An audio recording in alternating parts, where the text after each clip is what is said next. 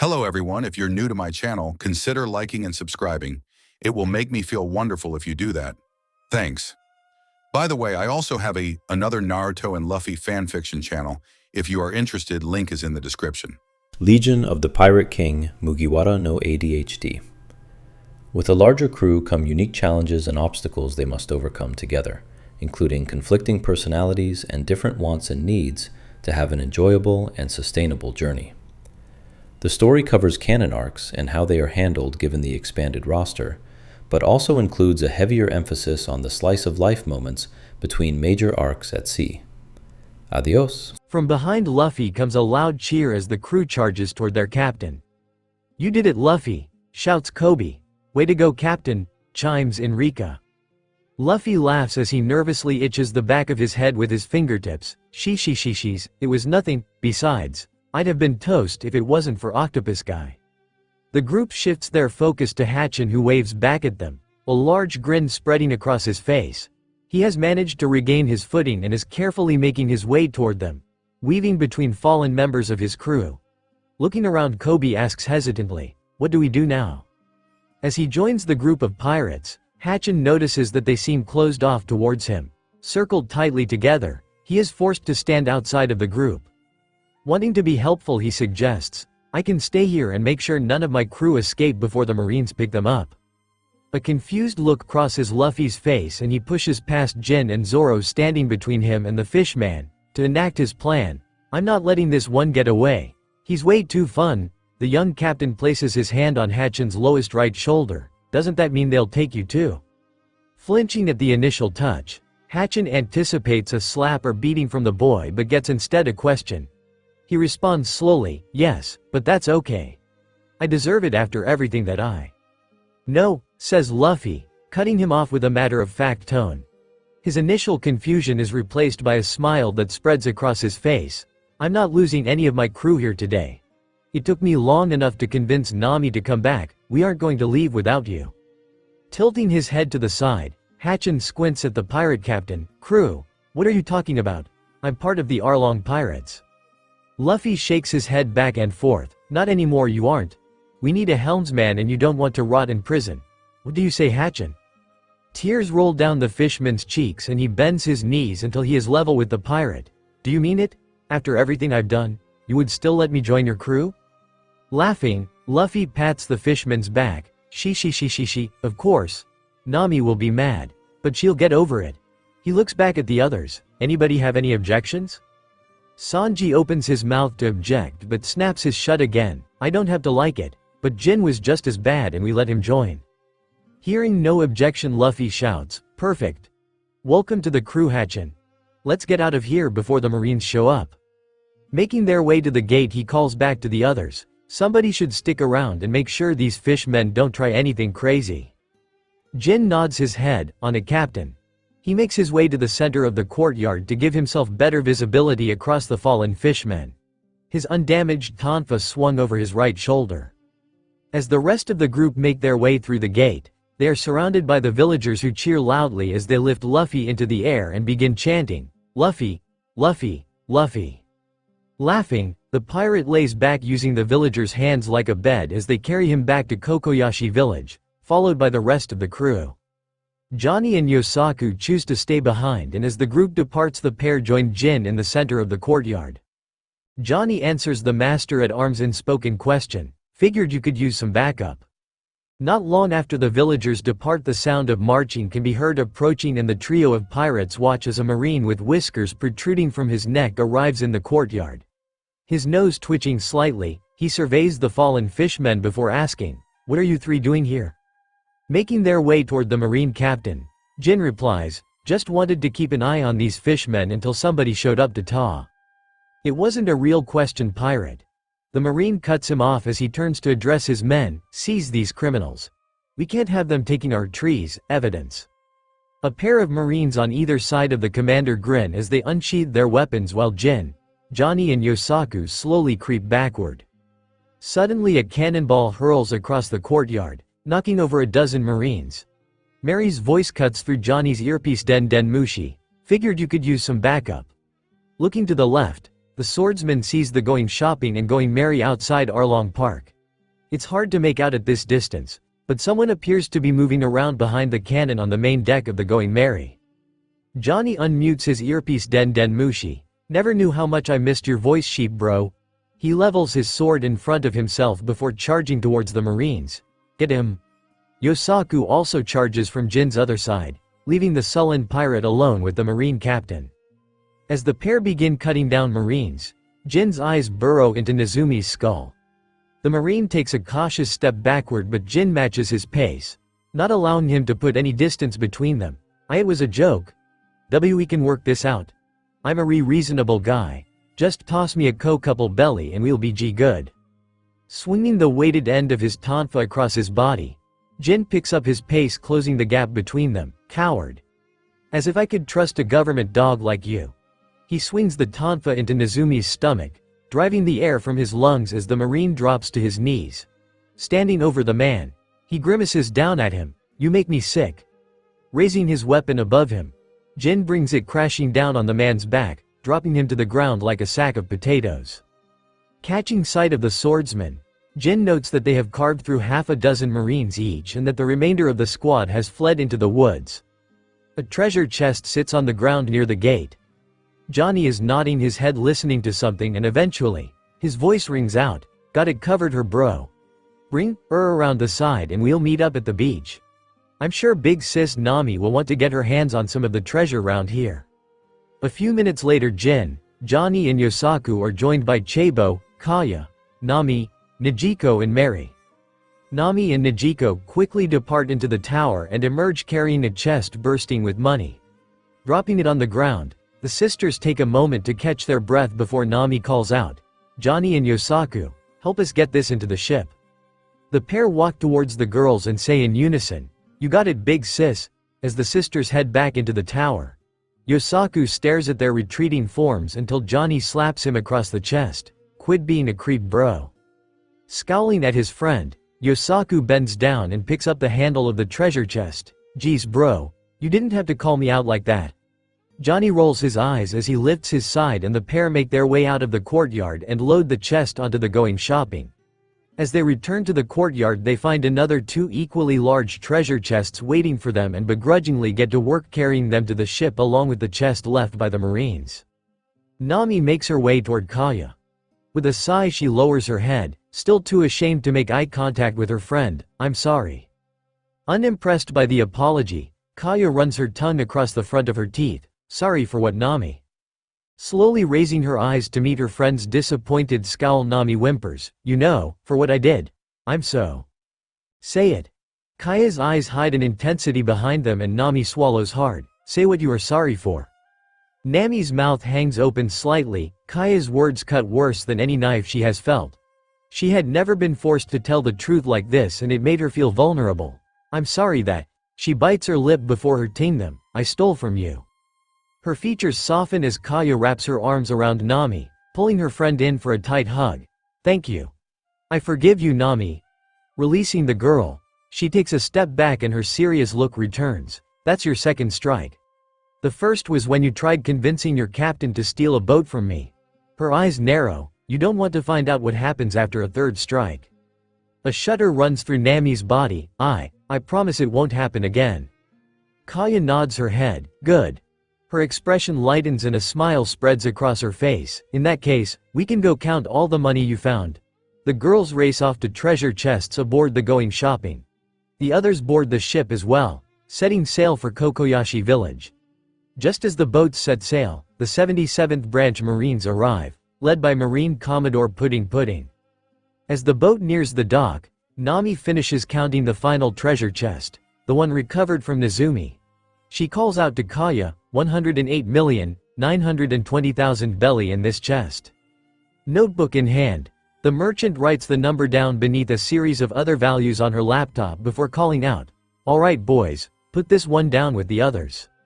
With a groan, Johnny and Yosaku slowly approach the treasure chest. They pick it up by the handles before walking toward the stairs to the lower decks. Walking to her friend, Nami watches as Kaya mouths the numbers while she mentally calculates the total, scrawling a number at the bottom of the notebook. She circles it before pulling the page to her chest and smiling at the navigator. How much do you think the total haul was? With a sigh, Nami taps her pointer finger against her chin. Well, I know Arlong typically collects payment around now, and I assume he keeps some money on hand just in case. She sticks her tongue against the side of her mouth as she counts on her fingers. 150 million. She looks at Kaya, who points her finger upward. 200 million. Kaya points upwards as Nami's eyes widen. 300 million? Continuing to point upwards, Kaya grins at the girl.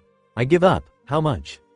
Looking down at the notebook, Kaya carefully reads, 728,920,000 belly.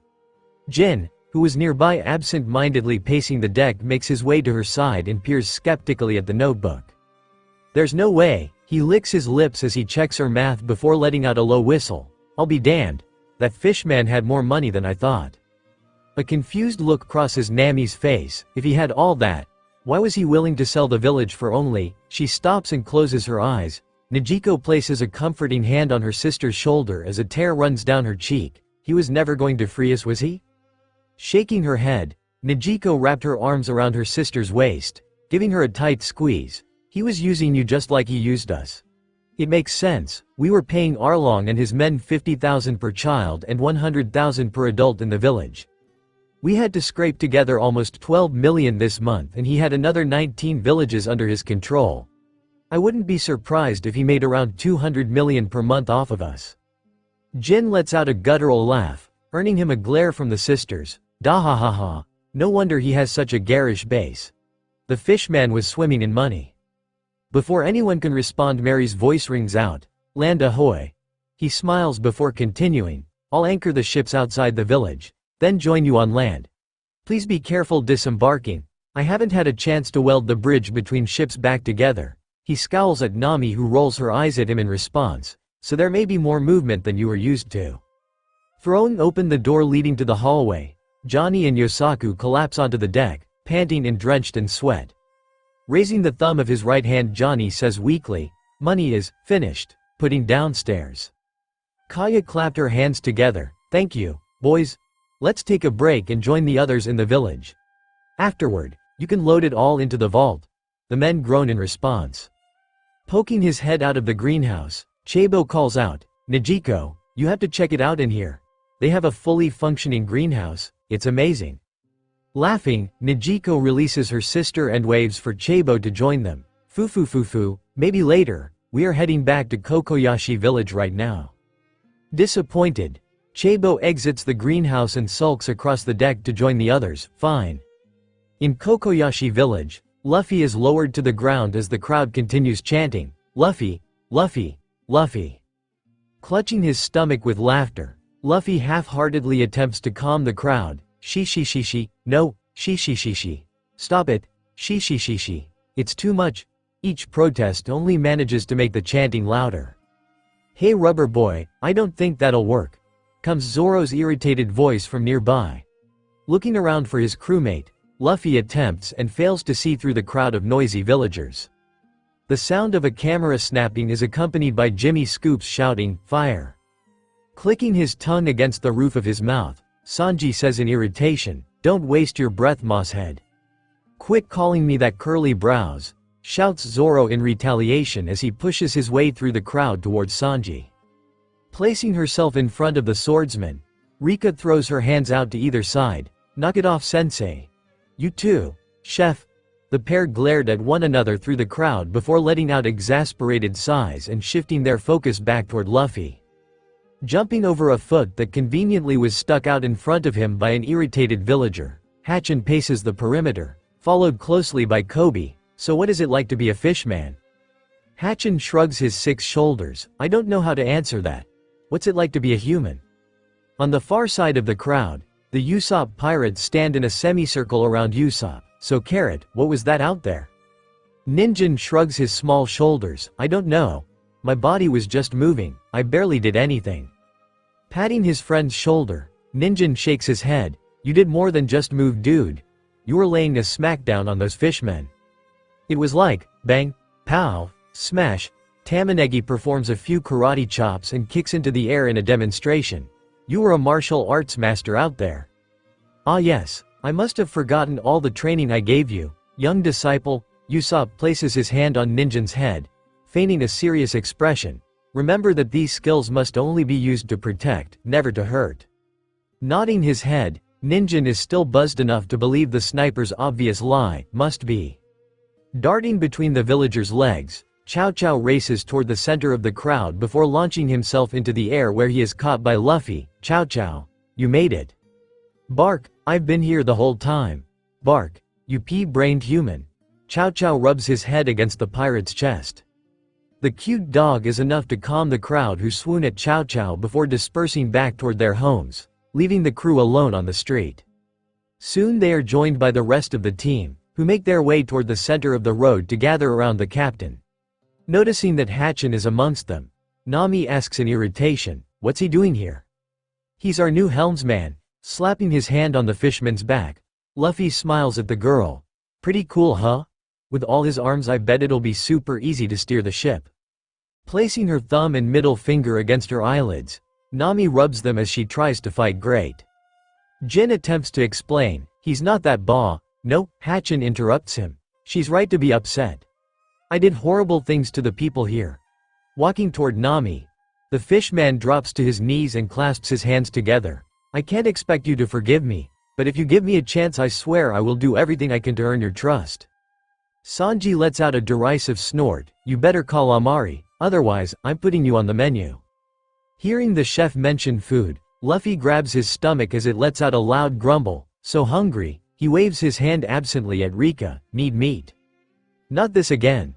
Rika turns down the street towards Nejiko's house, followed by Sanji and Hatchin. Suddenly the group hears the clap of boots marching towards them.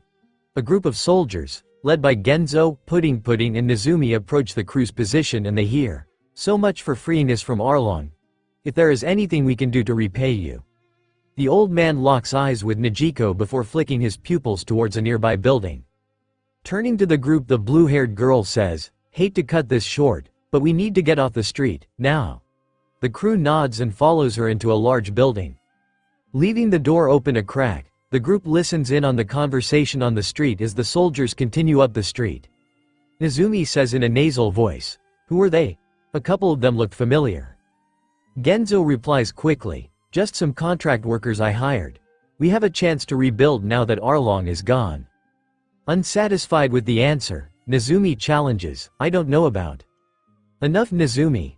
Pudding Pudding cuts the captain off. "My men and I already had to clean up the mess you made in Arlong Park. I won't have you starting a fight here." Nezumi sighs, "Yes, Commodore." As the group passes the building, he looks to the side and sees Luffy's face pressed against the glass with his tongue sticking out. Irritated, he shouts, "Sir, look. I said enough." Pudding Pudding stops in the street and grabs the commander by the throat. "One more interruption out of you and I'll send you to the morgue instead of the hospital. Our intel says you've been visiting this island for months. Headquarters will have questions about what you've been up to out here." Clutching desperately at the Marine's hand, Nezumi fights to take a breath as his feet dangle in the air beneath him. He is dropped roughly on the ground and gasps for air as Genzo and Pudding Pudding continue down the street. "As I was saying, thank you for saving our village. We are in your debt." Picking himself up off the ground, Nezumi scurries after the pair toward the docks. Once the coast is clear, the group emerges from the building and is rejoined by Hatchin, Rika and Sanji. The men carry an assortment of trays and bowls while Rika holds a large blanket that she carefully lays on the ground.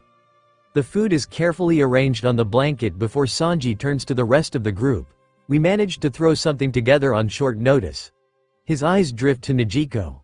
"I hope you don't mind, beautiful, we had to raid your kitchen." Rolling her eyes, the older girl crosses her arms. "You're lucky I'm in a good mood." She focuses her gaze on the food. "He's not kidding, I'll be lucky to have enough ingredients to make a sandwich after this." A trail of drool runs down the side of Luffy's face as his tongue hangs between his lips. "Can I?" He steps towards the food but stops as the chef moves to block his path. "Wait your turn, Luffy," the blonde man shouts, his eyebrows furrowed in frustration. His look softens as he shifts his gaze toward the others. "Ladies first." Kaya, Nami and Nejiko make their way to the food, while Luffy glares at them from behind, tapping his foot impatiently. "Hurry up, I'm starving." Once the crew load their plates, they lounge in a circle and enjoy the meal together. It doesn't take long for the smell of the meal to attract the attention of the rest of the village who join them. Some bring dishes of their own to share while others bring chairs and tables to provide more comfortable seating. Before long the street is bustling with activity. Near the center of the gathering Usopp is relaying an exaggerated version of events in Arlong Park. There I was with my slingshot in hand and I looked that fishman in the face and told him, "If you lay a hand on my friends it'll be the last thing you do." He mimes pulling back the rubber bands of an imaginary slingshot. Of course, Arlong wouldn't listen, so I had to show him how serious I am. As he tells his story, Kaya sits beside him, arms wrapped around his waist and head resting on his shoulder. Chabo, Ninjin, Piaman, Rika and Tamanegi are playing a counting game with Najiko, who is doing her best to keep them all out of trouble. And what number comes between 4 and 6? Nearby Hachin is juggling fruit to amuse several villagers. Beside him Zoro is sleeping with his head resting against a wooden barrel. Standing off to the side of the group, a plume of gray smoke surrounds Jin, Sanji and Yosaku, who are all doing their best to appear casual while they puff on their cigarettes. Sitting on rocking chairs on a porch, Johnny and Kobe listen intently as Mary recalls his Den Den Mushi conversation with the marine ship. Luckily Johnny told me about the fishmen's bounty, otherwise I don't think they would have listened. Johnny nods his head and grins. Chow Chow and Jimmy scoops dart around the group, occasionally stopping long enough for Jimmy to call out, "Fire!" before snapping a picture with his camera. Near the edge of the group, Luffy continues to eat, barely stopping long enough to breathe as he works his way through the mountain of food he has piled on his plate. Nami spots the young captain and takes a seat beside him. Taking off the straw hat, she places it on his head. "This looks better on you." The captain stops eating long enough to flash her a toothy smile before returning to his meal. At a loss for words, Nami sits in silence beside Luffy and waits for him to finish eating.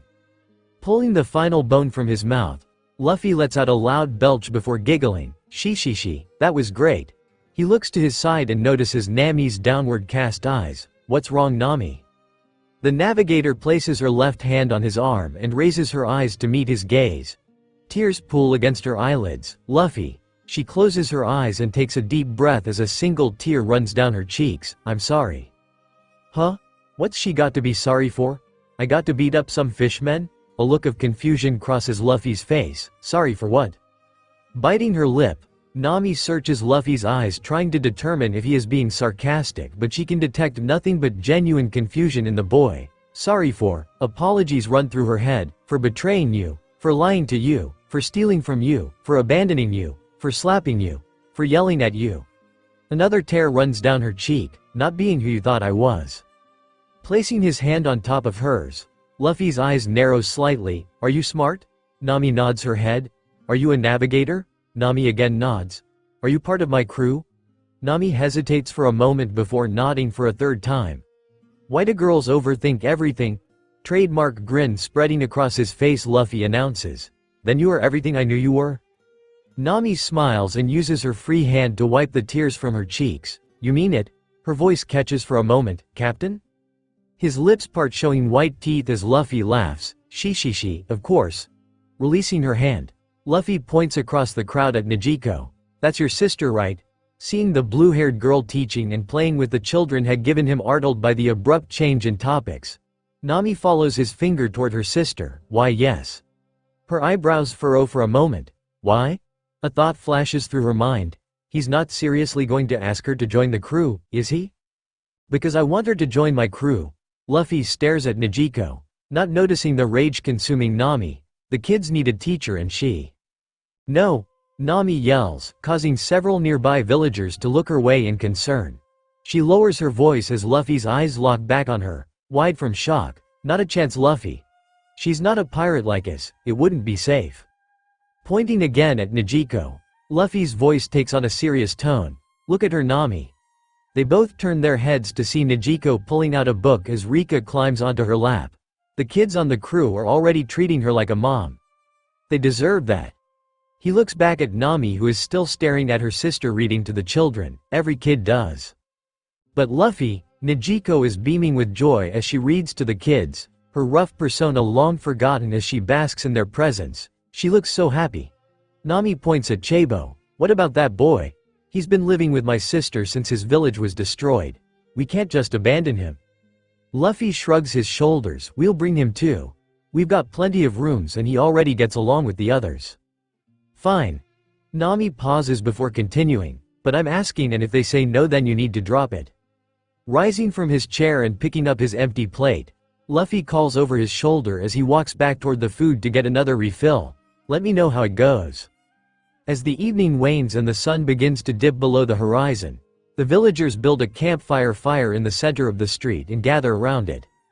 The Usopp pirates gather wooden sticks and bring them to Piemon, who uses his carving knife to narrow the tips into points so that hot dogs and marshmallows can be impaled on them and cooked over the roaring flames. Mary sits beside the boy, providing the occasional nugget of wisdom on his technique and form. They are soon joined by a middle-aged man. Hello mate. Name's Teru. You enjoy carving wood? Looking up from the stick in his hand, Piemon meets the man's gaze. Sure do. Always dreamt of being a carpenter. Mary here tells me this is the way to start. He a smart man. The man points at a shop across the street with a sign hanging from the front reading, Teru's Carpentry. He grins. I shared your dream when I was your age. If you stick around tomorrow you should drop by the shop. I might be able to show you a few things.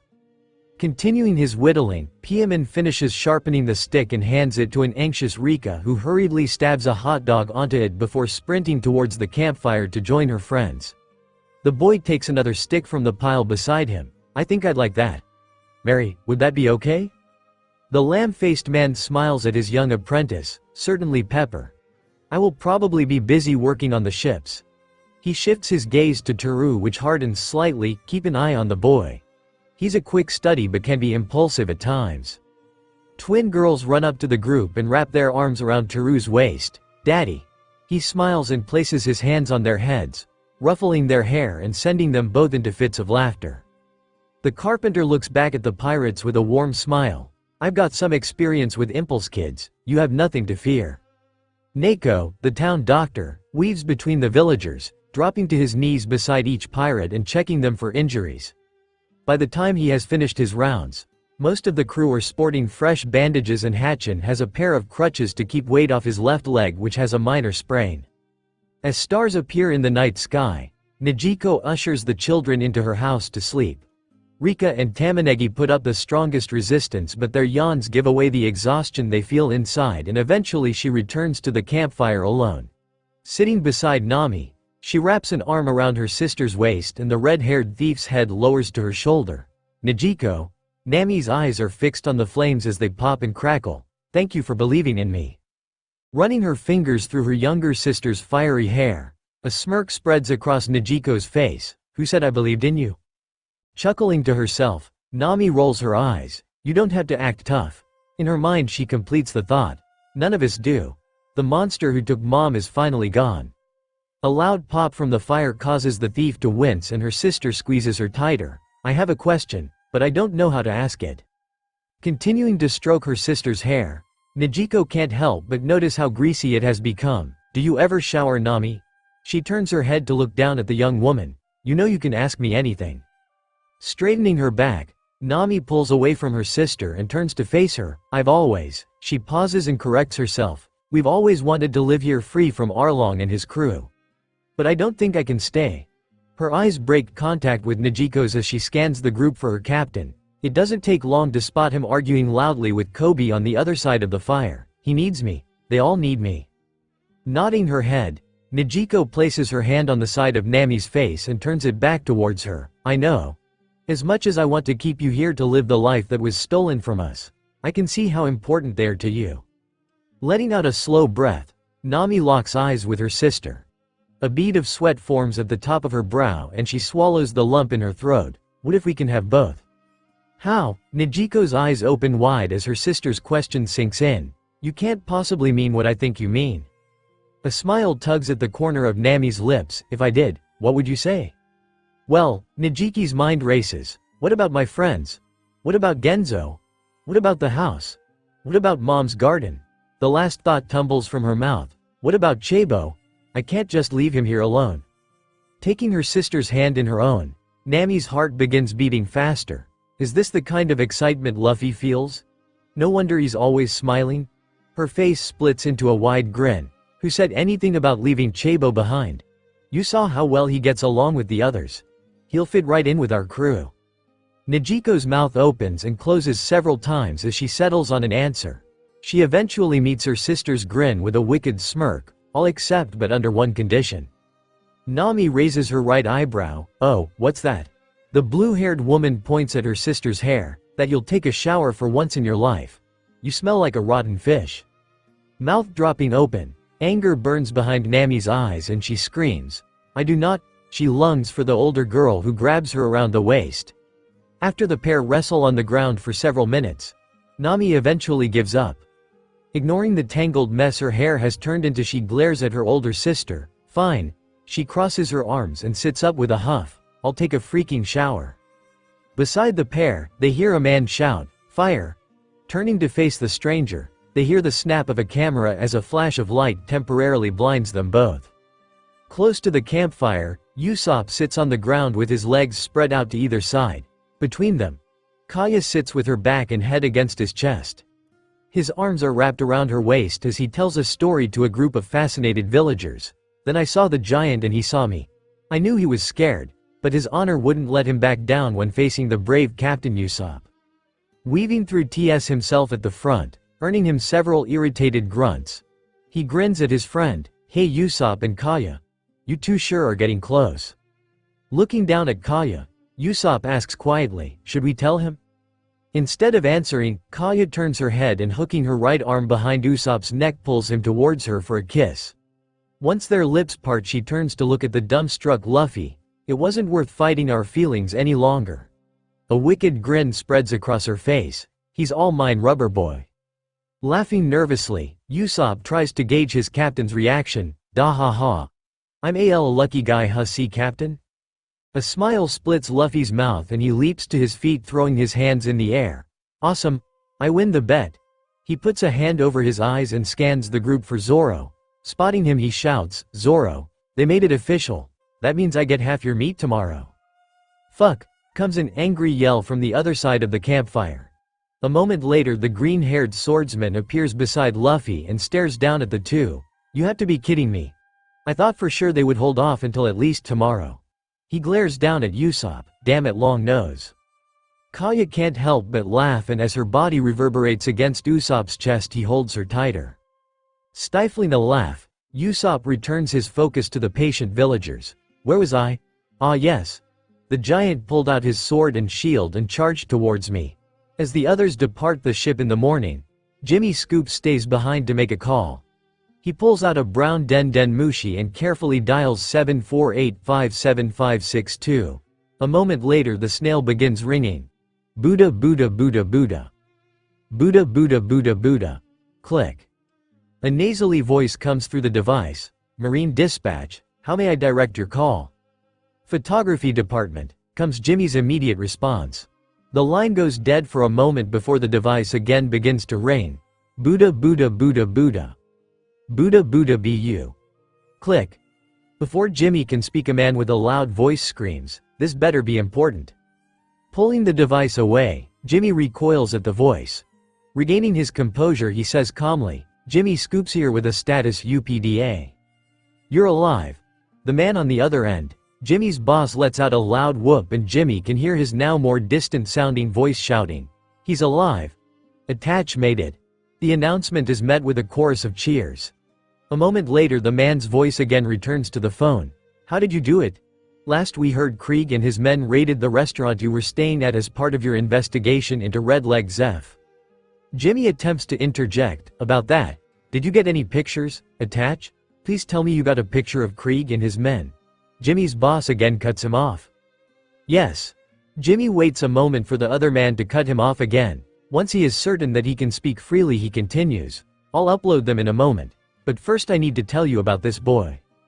Ignoring Jimmy, the boss attempts to hurry him along. Sure, you found some boy, great. Show me the pictures, Jimmy. I need to see what you got. Realizing that his explanation will need to wait, Jimmy removes the camera from around his neck. Placing it carefully on the desk, he sets the Den Mushi on top of it. The snail's eyes glow as they read and transmit the images across the line as it makes a humming noise. After a moment the snail says in a monotone voice, "Transfer complete." Picking the snail back up he asks, "What do you think?" "Oh, attach." The voice on the other end sounds sad and a pig grows in the photographer's stomach. "You've done it again." The voice on the other end pauses. "Did you happen to look at the pictures you took?" "No." Jimmy looks down at the camera as he notices the cap locked into place in front of the lens. "Oh crap." He tries to buy some time feigning ignorance. "What's wrong?" The man on the other end sighs and can hear papers shuffling followed by the squeak of a chair as his boss sits down. "You left the lens cap on again. This is the second time this month, attach. Third time and I'll have to fire you." There is a pause before his boss's voice picks up. "Never mind all that. Where are you right now?" "I've got a new assignment from headquarters." Pursing his lips, Jimmy answers semi-truthfully, "I'm on a merchant's vessel docked at the Konami Islands. Not sure when we are setting off, but I can try to get a re." "Perfect, you are right where you need to be." Jimmy furrows his brows as he listens. "Got a report about a rookie pirate crew in the area.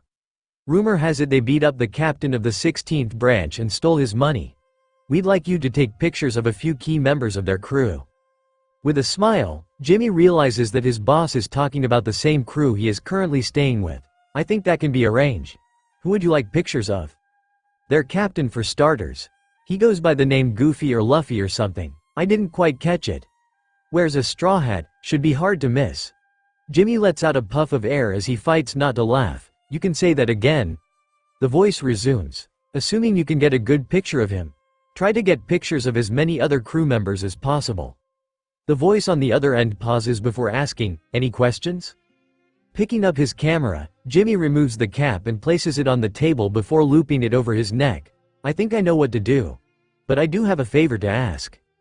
"Oh?" The man on the other end sounds intrigued. "What kind of favor?" Pulling out his wallet, Jimmy counts through his money, which has dwindled to 150,000 belly, with another 25,000 owed for today's stay with the crew. "I need a cash advance the next time I'm near a marine base. I'm running out of money and need to be able to pay for food and lodging until I'm back at headquarters." The voice on the other end is silent for several moments before returning. "That can be arranged. I'll have 1,000,000 belly added to your tab. You should be able to pick it up at any marine office. And attach." The voice hardens. "No more of this lens cap nonsense." Moments later the line goes dead as his boss hangs up and the photographer places the snail onto his table. Checking the straps on his camera, Jimmy Scoops makes his way out of his room to track down the crew.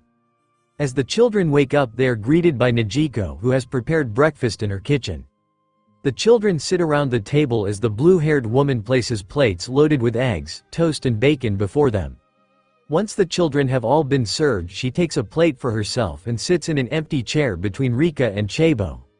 Rika stabs her eggs with the fork but pauses before bringing the bite to her lips. "Where did all this come from?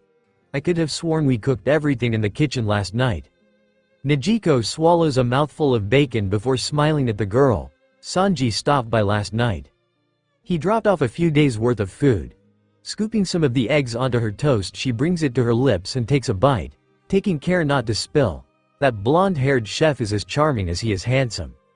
I'm going to have fun with him." Satisfied the young girl turns her attention to her plate and shovels food into her mouth. Swallowing the savory bite the woman shifts her attention to Chabo, who is focused on his meal. She says in a low voice, "Are you enjoying spending time with your friends, Chabo?" The boy nods, his mouth full of food. She places her hand on his wrist, signaling for him to slow his eating. "You're going to miss your new friends when you have to say goodbye, huh?" Releasing his fork, Chabo turns to the older woman, tears welling in his eyes. He swallows what is in his mouth and tries to put on a brave front. "I'll be fine. We'll still have each other, right?" Rubbing his arm to comfort the distressed child, Najiko leans towards him. "What if we didn't have to say goodbye?" "How?" Chabo's pupils dilate, as his sorrow is replaced with joy. "Are you asking them to stay here and live with us?" Najiko glances around and notices that the other kids are eavesdropping on their conversation. A smile spreads across her face and she says loud enough to be heard clearly by everyone at the table, "It might be more fun if we joined their crew. Nami asked me last night, and as long as you are will." "Yes." The boy practically screams and the other children let out whoops of joy. Tamanegi pumps his arms excitedly while Ninjin and Piaman leap from their chairs and race around the table to hug Chabo and Nijiko. What sweet kids! Laughing at the excited children, the blue-haired woman gives them a moment to get their excitement out before redirecting them back into their chairs. Wonderful. I'll let the captain know as soon as we finish breakfast. As the sun lifts above the horizon, the children wander out of Nijiko's house and join their fellow crewmates on the streets of Kokoyashi village. Making a beeline for Teru's carpentry, Piaman is met by the older carpenter who ushers him inside to his workbench. Meanwhile, Ninjin notices a man sitting in an alleyway drinking something from a paper background. Chabo, Rika and Tamanegi are joined by a group of other children of varying ages and begin to play a game of tag as Nijiko makes her way to Luffy to inform him of Chabo and her decision to join the crew. Kaya, Mary and Usopp get directions from a shopkeeper before making their way out of town towards a local village. Sacks of money are slung over Mary and Usopp's shoulders and Kaya carries her notebook and pen. Darting around the street, Jimmy Scoops scurries from crewmate to crewmate yelling, "Fire!" as he snaps pictures of them, checking his camera after each shot to verify that it is not obstructed. Outside of a small restaurant, Sanji is yelling at Hatchin, who attempts to hide in fear while Jin stands nearby, hand on his weapon ready to step in if needed. 6 arms, of course, you have to do the dishes. Leave him alone, curly brows. Zoro's voice rings out as he joins the group, standing between the chef and the fishman. Hatchin cowers behind the swordsman, shaking with fear as Zoro grips the hilt of his blade. Sanji lets out a frustrated yell before pulling a cigarette from his coat pocket and sliding it between his lips. Flipping open a lighter, he ignites the tip before stowing the metallic device away. Stay out of it, Moss Head. He takes a deep breath, feeling the nicotine course through his body as his shoulders gradually relax before blowing out a stream of gray smoke. It's fine. I don't mind cleaning, Hatchin stutters from behind Zoro, still shaking in fear. He felt vulnerable without his swords. The way he so easily handled Karubi, I wouldn't stand a chance. Zoro spins around to glare at the 6-armed fishman. Damn it, calamari. Shut up so I can defend you. Jin rolls his eyes at the displays of bravado. Such children. Deciding to put an end to the argument, he calls out, "That's enough out of all of you.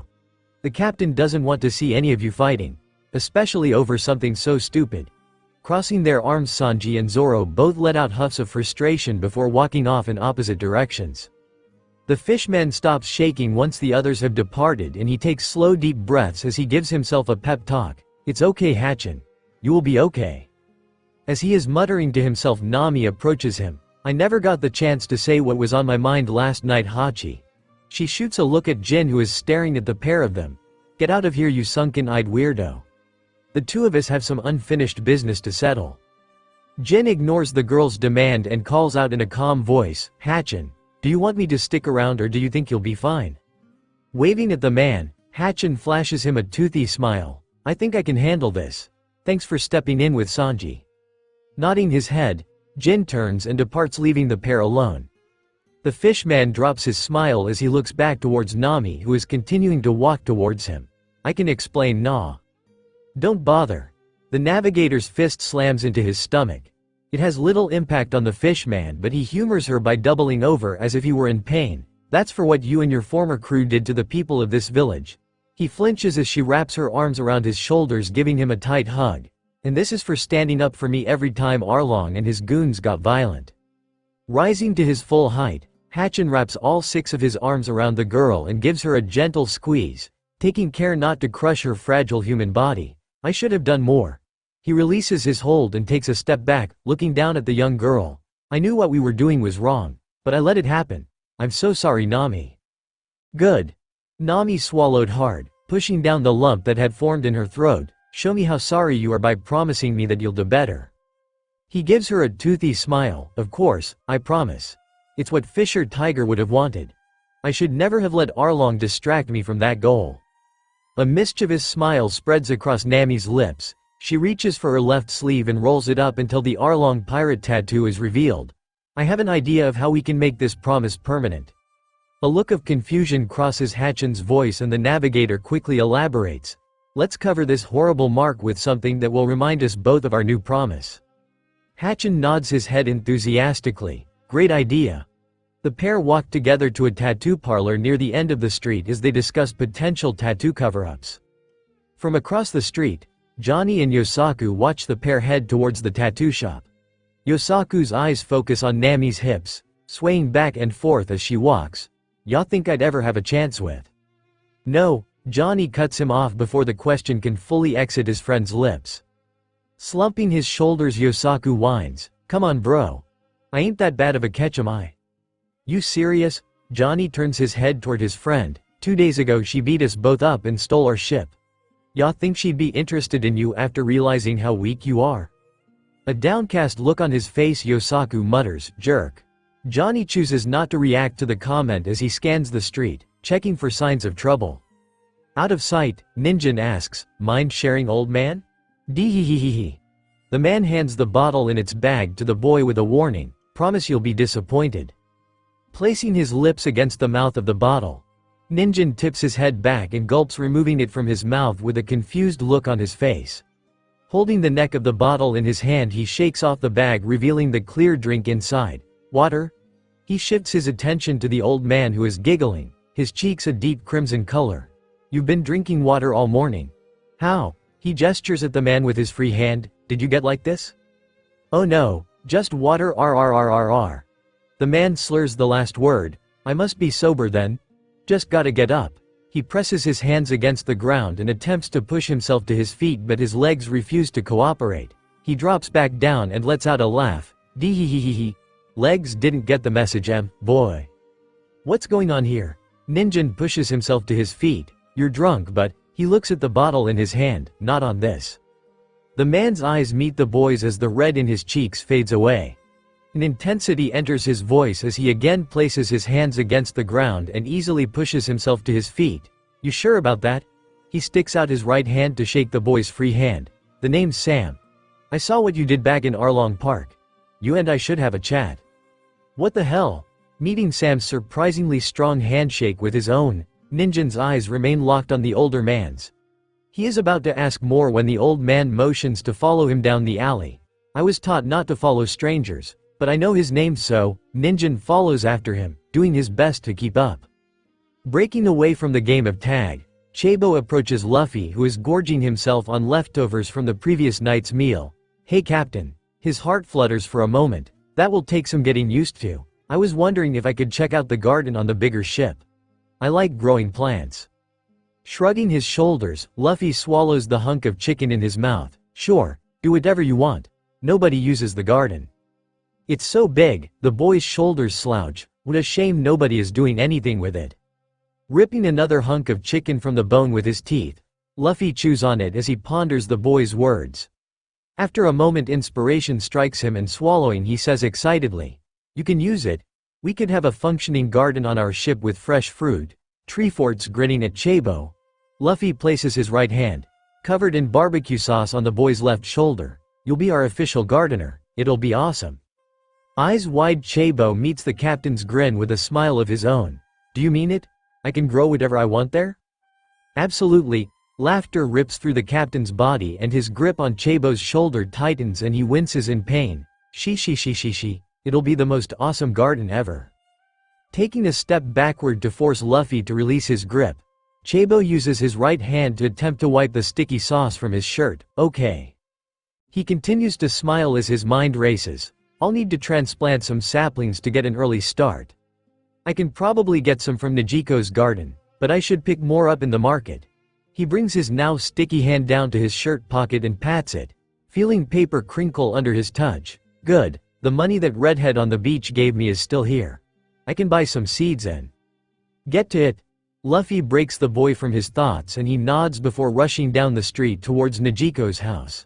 Behind him, the captain howls with laughter. She. The ship is the other way, kid."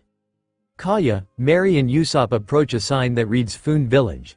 Pointing ahead, Kaya declares, "Almost there." The other villages all seemed to think this was our best bet. With a sigh, Usopp shifts the now considerably smaller bag to the opposite shoulder for what feels like the 100th time that morning. "How many do we have left after this?" Counting on her fingers, Kaya mouths to herself before holding up 3 fingers. 3 more villages. Then we have to load everything in the going shopping. Mizu village should have the desalinator ready and promised to bring it when they meet with us tomorrow morning. Straining under the weight of the cart filled with goods behind him, Mary says between breaths, "This is a very kind thing you're doing for them, Miss Kaya." Releasing the handle, he stops pulling for a moment and wipes the sweat from his brow with the back of his hand. After catching his breath, he says in his formal voice, "If this village has what we think it does, do you think we can ask them to help ferry our stuff back to the ship?" Kaya nods as she continues walking. "I'll try to work that into our deal. Don't fall too far behind, Mary, we're almost there." Mary grabs the bag of money from Usopp and says roughly, "Your turn with the cart." With a groan, Usopp takes the cart handle and strains against its weight as the pair attempt to catch up to the blonde-haired woman. As she rounds a corner, a wide grin appears on Kaya's lips and she shouts, "This is it." Before her spans a large village with a massive dock that has dozens of ships in various states of construction. Perfect, the plan is coming together. A few minutes before noon, Hatchin and Sanji retreat to the going shopping and return with arms loaded down with food. Spreading out another blanket, they lay out their feast, which the members of the crew who were otherwise not occupied descend upon. They are soon joined by the children who had been playing tag as well as a slow trickle of villagers who again bring food of their own, contributing to the meal as they share in its bounty. Several of the villagers bring out instruments and before long the group is loudly singing. As the volume grows, members of nearby villages begin making their way toward Kokoyashi village and before long a decent percentage of the island's population has joined the celebration. One of the men begins a song that he had been practicing all morning and is soon joined by the rest of the village as Luffy and the crew listen in surprise and fascination. In the heart of the sea, where the waters run deep, lived a fishman named Arlong with a bounty to reap. He ruled our island with a tyrant's grip, but the people were strong, our spirits wouldn't dip. Oh, we sing of the day, now that Arlong is gone, with our islands free, we see a brand new dawn. With courage in our hearts, united in song, Straw Hat drove away the fishman and righted what was wrong. Luffy arrived, with a will to fight, against Arlong's might, he stood for what was right. With rubber in his fists and a fearless heart, he challenged the fishman and tore him apart. Oh, we sing of the day, now that Arlong is gone, with our islands free, we see a brand new dawn. With courage in our hearts, united in song, Straw Hat drove away the fishman and righted what was wrong. The battle raged on, 'neath the monster's tower, but Luffy's resolve shone brighter hour by hour. With every kick and punch, he drew closer to his win. Until at last, Arlong's reign was fin. Now the monsters locked away, across the ocean blue. Leaving behind an island made brand new, we all rejoice with a cheer so loud. For Arlong is defeated, and our freedom is avowed. Oh, we sing of the day, now that Arlong is gone, with our islands free, we see a brand new dawn. With courage in our hearts, united in song, Straw Hat drove away the fishman and righted what was wrong. So here's to our hero who stands tall and brave, from a people united who never caved. For in every heart that beats for freedom's call, lies a song of victory that will never fall. She. Luffy roars with laughter as the song draws to a close, more. Kobe grins as he places his arm across the captain's shoulders while the villagers begin the song over. Now that's what I call a great song, Straw Hat. His cheeks are bright red and a mug filled with golden liquid is held in the hand resting on Luffy's shoulder. Hey, Four Eyes, calls Zoro from his resting place on the ground beside the captain. Where'd you get the drink? Removing his arm from the captain, Kobe stumbles over the swordsman and lurches towards a barrel on the opposite side of the street. Or this way, Moss Head. The hell did you call me? Zoro springs to his feet and ducks his head under Kobe's arm before placing his own behind the pink-haired boy's back to help steady him. I'm Zoro to you, kid.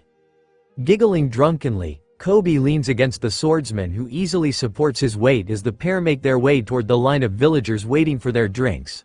Not as mean as you act, Zoro. In a panic, Nijiko counts and recounts the kids who are running around. 1, 2. She stops and places her hands on either side of her mouth. I'm missing 3 kids. Has anybody seen Chabo, Ninjin or Piaman? The kids ignore her as several of the adults nearby shrug their shoulders before resuming their conversations. Hearing her sister's distress, Nami followed by Hatchin weave through the crowd until they are beside her. Both are sporting fresh bandages on their left arms. Nami asks cautiously, "What's wrong, Najiko?" "What do you mean what's wrong? Can't you see?" Turning her rage on the pair, Najiko registers her sister's face and her expression softens. "I can't find Chabo, Ninjin or Piaman. Have either of you seen them?" Hachin says with a stutter, "We haven't seen Chabo or Piaman, but we passed Ninjin on the WA here." "About that," Nami says with a grimace, "Carrot wasn't looking too good." "What do you mean?" Najiko asks with a look of confusion on her face, "and who is Carrot?" That's right, she doesn't know the boys' weird nicknames for each other yet. She tries to come up with a quick summary. Carrot is. There, Najiko cuts her sister off and points as Ninjin and an older man stumble around the corner, arms around one another, belting out a drinking song. Every few steps they pass a bottle between them and stop to drink from it. Her expression sours as she takes in the boy's movements. Is he drunk? Hachin and Nami nod and Nami says hesitantly. It pair turn to watch as Ninjin and the older man collapse onto the ground and begin laughing as several of the villagers scoot away from them. "This kid is going to be the death of me." Najiko places her hand over her eyes for a moment before running it up into her hair. "At least we know where he is. As for Chabo and..." "Hey, Najiko." A hand covered in dirt tugs at the hem of her skirt and Najiko looks down to see Chabo, who is covered in mud from head to toe. "Oh God, what did he do to my garden?" Carefully extracting her skirt from the boy's hand, she stoops down to look the boy in the eyes. "Chabo, why are you covered in mud?" Flashing a grin, the boy points a dirty finger at her house. "I transplanted some of the saplings into the ship's garden. That way we can take a piece of home with us." "That's adorable." Nami swoons as she lifts the boy into the air. Not caring about dirtying her clothes, she gives him a tight hug. "What a clever boy, thank you." Straightening up, Najiko reaches for the young boy and helps Nami place him safely on the ground. "I suppose it doesn't matter if we are leaving, but I still wish he'd have asked." She forces a smile onto her face. "Sweetie, I need you to go take a quick shower and be back in time for dinner." "Think you can do that?" The boy nods his head before running off for Najiko's house. She sighs, "That's two accounted for. We are still missing Piaman." A door slams to her side and looking in the direction of the noise, Najiko sees Piaman exiting a shop accompanied by an older man. The pair look exhausted from a day's worth of hard work. She says with a look of confusion, "Am I some these kids out of the air? What is going on?" Johnny and Yosaku scan for threats near the edge of the group as shadowy figures approach them from behind. Before they know what is happening, bags are pulled over their heads and they are thrown to the ground. Their hands and feet are bound as rough hands push them into a sitting position. Something is stapled to their shirts before the assailants vanish into the night as quickly as they had appeared, leaving the swordsman alone to struggle against their bindings. Several minutes later, loud footsteps can be heard as someone rushes to their side. Removing the bags from their heads, the pair see a wide-eyed Jin. "What happened to you two?" "I dunno bro," comes Johnny's shocked response. Yosaku nods in agreement as a tear runs down his cheek, too caught up in his emotions to speak. First on the Barati, now this. How embarrassing. Noticing the papers stapled to the pair's shirts, Jin pulls them off and reads the note out loud. "Bounty hunters, stay out of Baroque Works territory. If you leave now we won't have a problem, but if you stay we will be forced to eliminate you. Signed, Mr. Six and Miss Mother's Day." "Huh?" Jin looks up confused at the pair of equally confused swordsmen. What in the heck is Baroque Works? He stuffs the note into his pocket and makes a mental note. "I need to check in the morning if Luffy knows what this is about," before turning his attention to freeing the duo. The first to return to his room on the going shopping, Jimmy sits down at his desk, picks up his Den Den Mushi and dials 748575562. A moment later the snail begins ringing. Buddha Buddha Buddha Buddha. Buddha Buddha Buddha Buddha. Click. Before the dispatcher can speak he says, "Photography department." A woman on the other end of the line lets out an exasperated sigh. "You catch more flies with sugar, honey. Next time try to let me do my job." The line disconnects for a moment before the Den Den Mushi begins to ring again. Buddha Buddha Buddha Buddha. Buddha Buddha Buddha Buddha. Buddha Buddha Buddha Buddha. Click. "Hello?" asks a sleepy voice on the other end. "Who's calling at this hour?" Jimmy grins and says excitedly, "I got the pictures." "Da ha ha ha." The voice on the other end laughs. "Attach, you crazy bastard. How did you pull it off so fast?" "Never mind, it doesn't matter. just send them over. With his free hand, Jimmy presses his camera against the snail whose eyes glow as it sends the images across. Eventually, the eyes return to normal and the snail says in a monotone voice, "Transfer complete."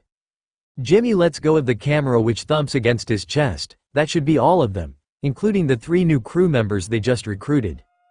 Fascinating. There is a pause for several seconds as Jimmy hears shuffling papers over the line. Tell me about these pirates. What are their motivations? What are they like? Nodding his head, Jimmy makes a mental list and begins to go through it. First we have the captain, Monkey D. Luffy. As far as I can tell, he's a magical fighting crackhead. The only thing he seems to care about is food. The guy will beat up anybody for a handful of chicken nuggets. He stops as the man on the other end of the line roars with laughter before continuing. Biwahahahahaha. Sounds like an interesting character. How about this red-headed girl?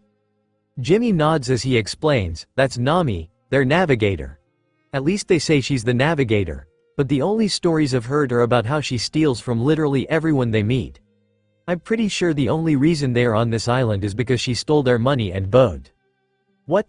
The voice on the other line sounds incredulous. She stole from her crew. That's wild.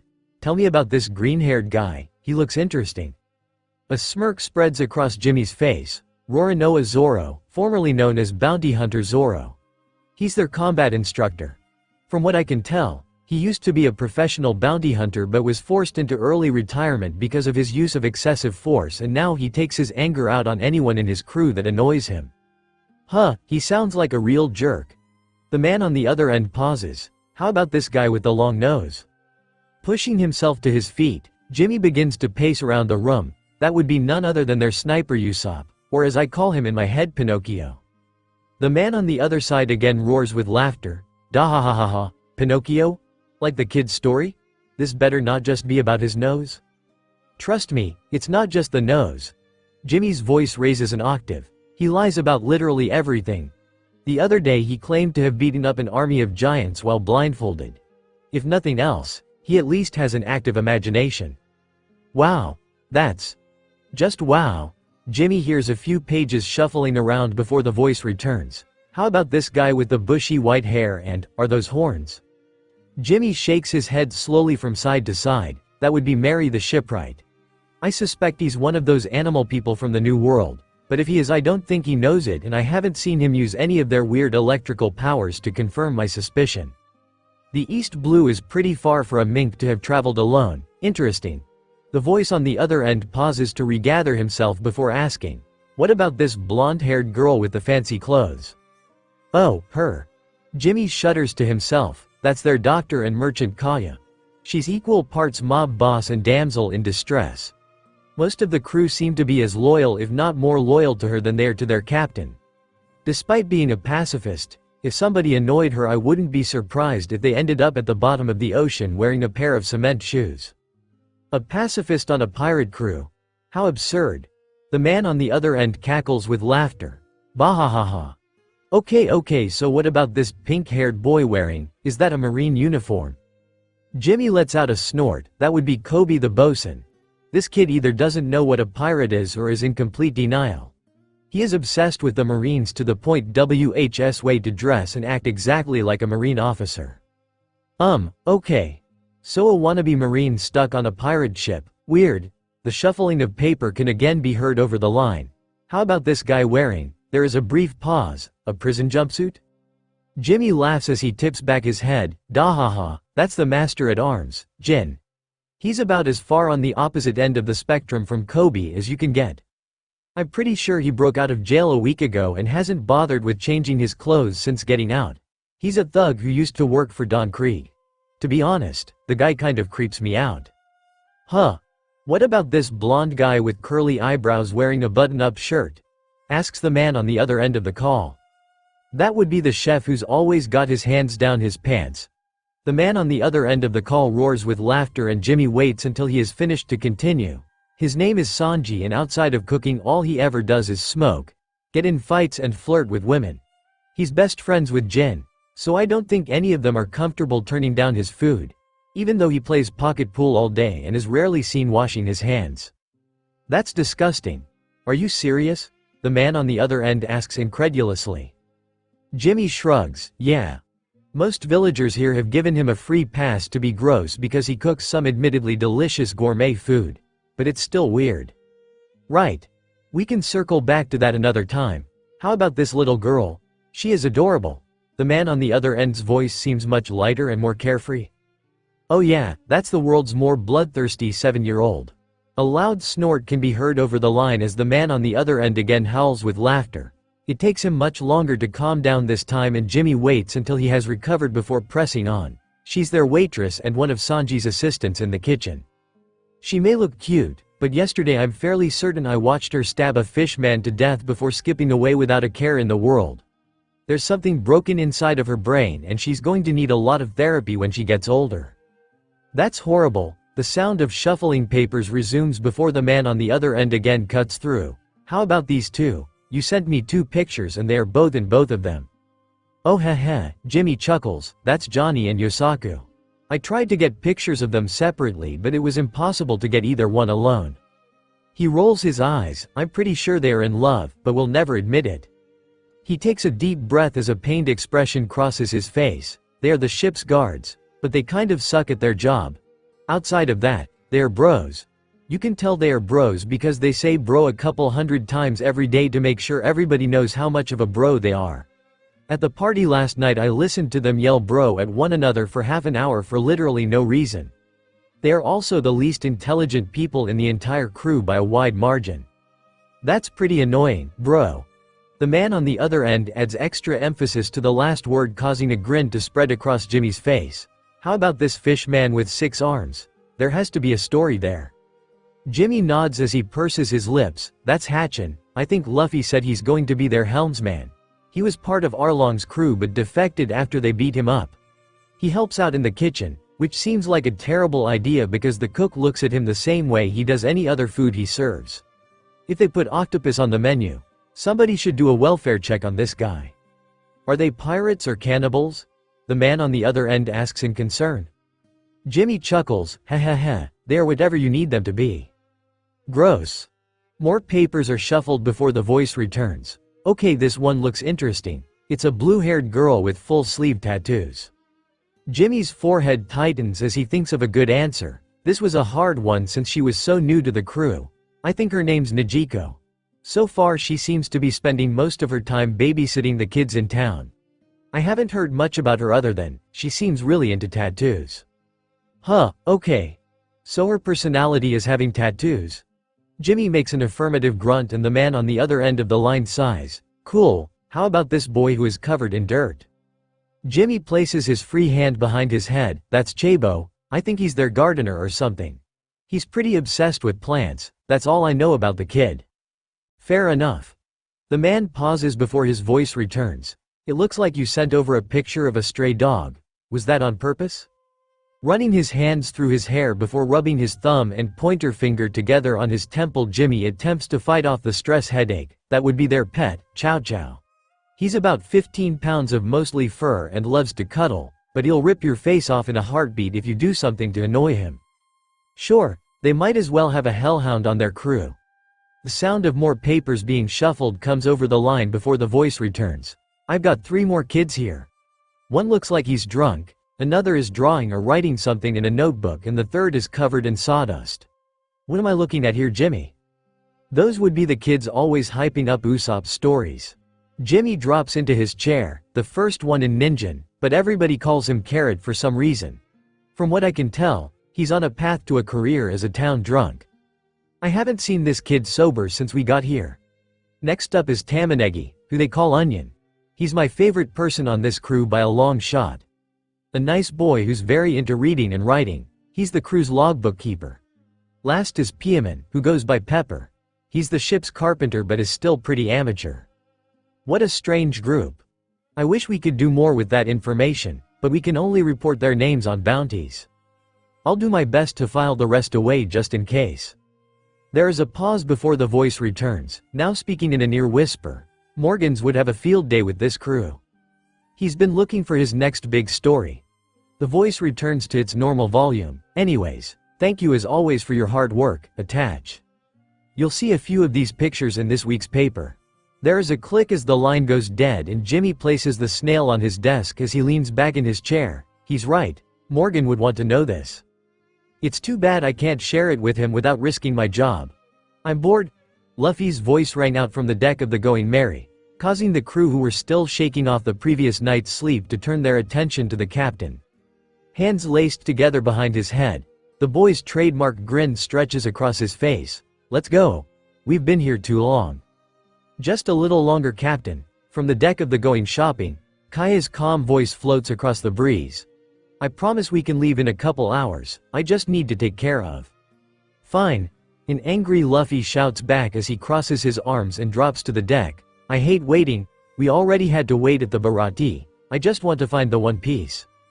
Strolling across the gangplank, Jin walks to the captain's side and sits beside him. You okay, Captain?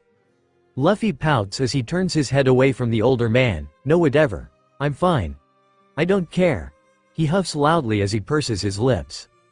Right, pulling out the notes he had found on Johnny and Yosaku, he hands them to the captain. I found these last night. Was wondering if you knew anything about them.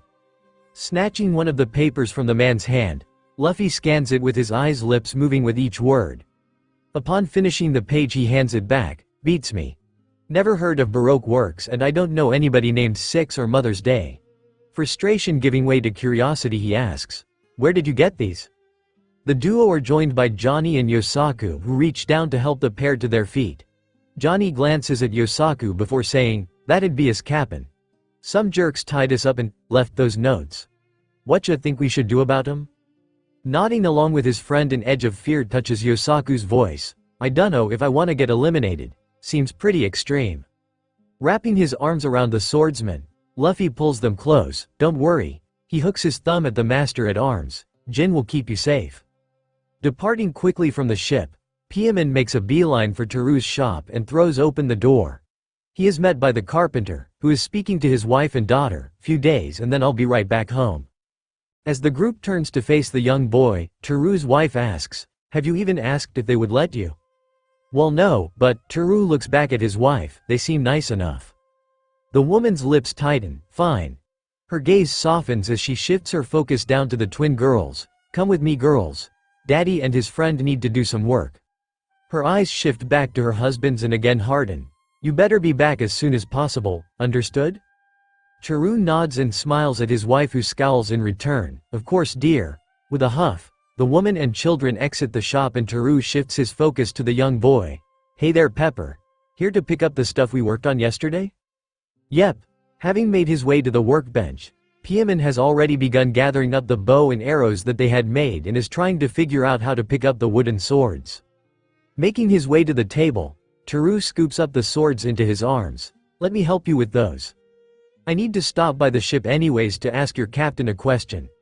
The pair make their way to the exit and Teru uses his foot to kick open the door leading to the street. Wandering past the alley he had met Sam in the day before, Ninjin sees the old man slumped against the side of the building sleeping. Wake up.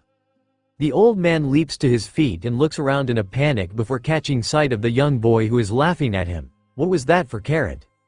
Wiping a tear from his eyes, Ninjin's body calms down and he grins at the old man. Just came to say bye. We are leaving in a couple of hours. Captain said we are stopping in Logatown first, then off to the Grand Line. The Grand Line, you say? The old man stumbles out of the alley, catching hold of Ninjin to steady himself. Why didn't ya say you were headed to the Grand Line yesterday, boy? Ninjin shrugs his shoulders. It didn't seem important. He cocks his head to the side. Is it? A smile spreads across Sam's face, revealing several missing teeth. Sure is. I'm headed that way too. Need to get back home. Home? Ninjin takes a step back and looks up at the man in confusion. I thought this was your home. The old man's body contorts with laughter and he clutches his stomach. Dee. Not even close. I came out here for my daughter's wedding a week ago. I'm from Alabasta. Alabasta? Where's that? Ninjin scratches his head in confusion. Making his way down the street, not waiting for Ninjin to catch up, Sam continues laughing. Dee. It's a beautiful country out on the Grand Line. Or at least it used to be. Now it's a barren desert. Ninjin scurries after the surprisingly quick old man as the two make their way to the ships. Kaya finishes setting up a table in the center of town. Atop the table are books as well as several maps that Nami had drawn the night before, showing the island as well as the surrounding islands. She hears footsteps behind her and whirls around with a smile on her face. Somebody is early. Her smile fades as she sees Jimmy Scoops looking sheepishly back at her. "Oh, it's you." Reaching into his pocket, Jimmy pulls out a wad of bills and carefully counts them out before handing them to the young woman. "I think this should cover me for my time on the island. I wanted to know if your offer still stands for me to stay aboard as long as I can keep paying." Kaya nods her head as she takes the money and carefully counts it before pocketing the bills. It does. She looks back up at the man who is sheepishly tracing in the dirt with the toe of his shoe. "Anything else or?" "Nope." Jimmy pulls the camera in front of his face and snaps a picture of the table before scurrying off towards the boat. Rolling her eyes, Kaya returns to her work and carefully adjusts the maps to make sure that they are all easily visible on the table. She is again interrupted by a cough from behind and whirls around with a happy look on her face. "Hello. I'm so glad you could." She sees Ninjin standing next to a drunk old man and her face again falls. "What's going on, Carrot?" The old man answers, "My friend here says you are the person to." He stops for a moment and lets out a loud hiccup. "Person to talk to about purchasing a room on the ship."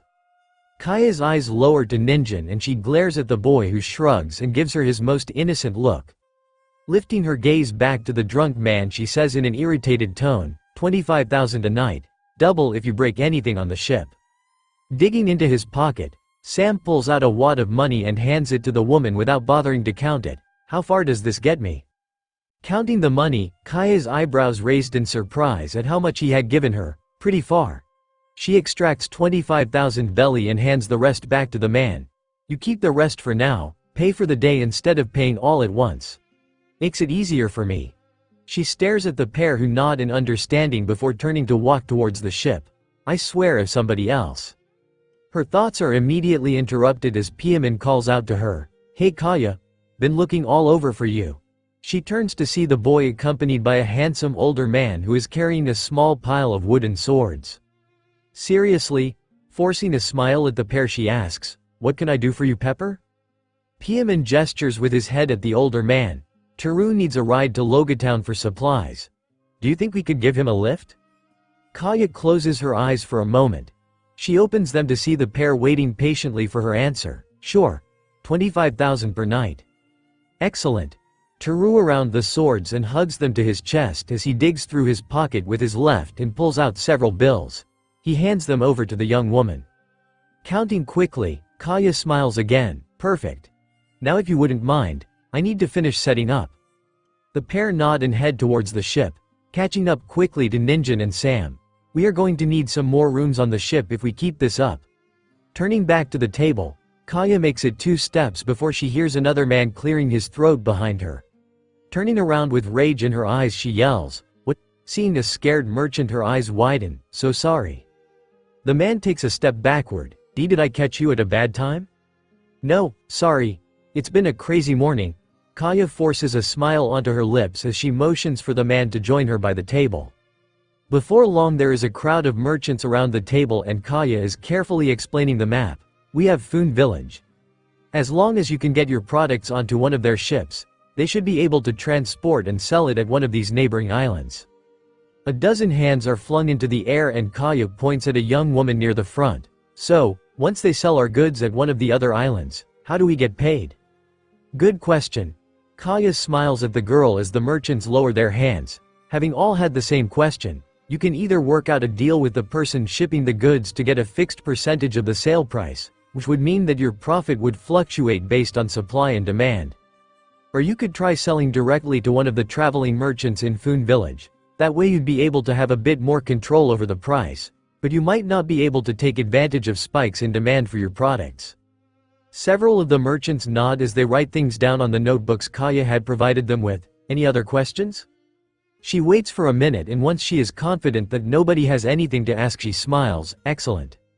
The books on the table are pricing guides I found in the library here in Kokoyashi Village. They are fairly popular books, so you shouldn't have much trouble finding copies when you get back home. Feel free to take these maps with you. Our navigator made enough for every village to have at least one copy." She motions towards Nami, who smiles and bows. The merchants clap and whistle, causing the navigator to blush. The two crewmates step away from the table as the merchants approach it, discussing shipping and sales strategies with one another. Once they are out of earshot, Kaya says quietly, "Let's make sure the goods all made it on the ship."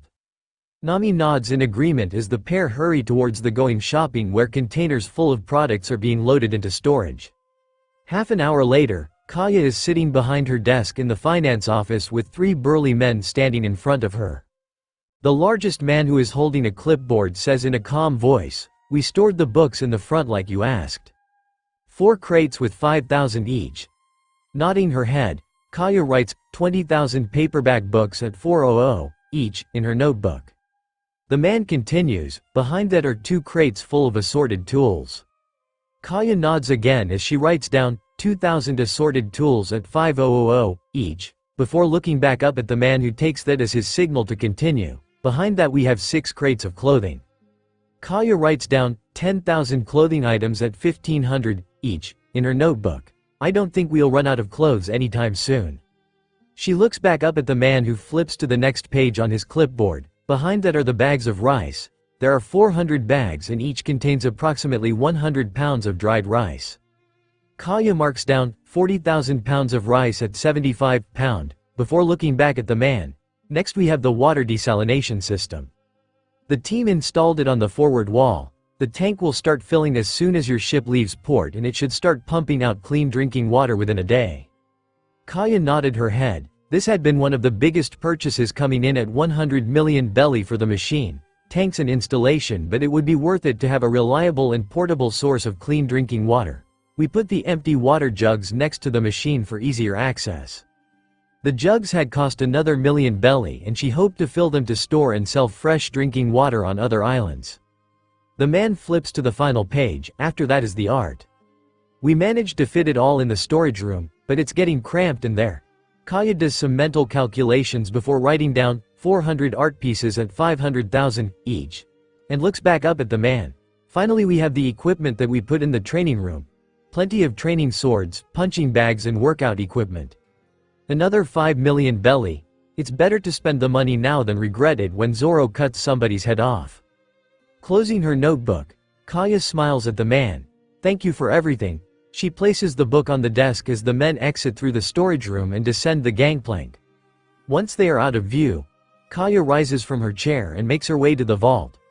Placing her key into the handle, she dials the combination before swinging the heavy door open. As the crew prepares to launch the ships, Kaya makes her way to the dock, dragging a large bag behind her. Unnoticed by the rest of the crew, she pulls the bag down the street before depositing it beside Najiko's home. Pulling out a pen, she writes, "A token of our appreciation. 100,000 is what Nami saved to buy their freedom. It's only right to let them keep it." Making her way back onto the ship, she is met by Nami, who whispers, "Did you do it?" Kaya nods her head, causing Nami's eyes well up with tears. Kaya hugs the redhead. "They've suffered enough. This can help them build the lives they deserve." Nodding her head, the navigator says slowly, "But it's so much." "Shish," Kaya says to the young woman as she pats her back, "Let me worry about that." Mary's voice rings through the wall-mounted Den Den Mushi. "We set sail in 10 minutes. If you have not already done so, please say your goodbyes."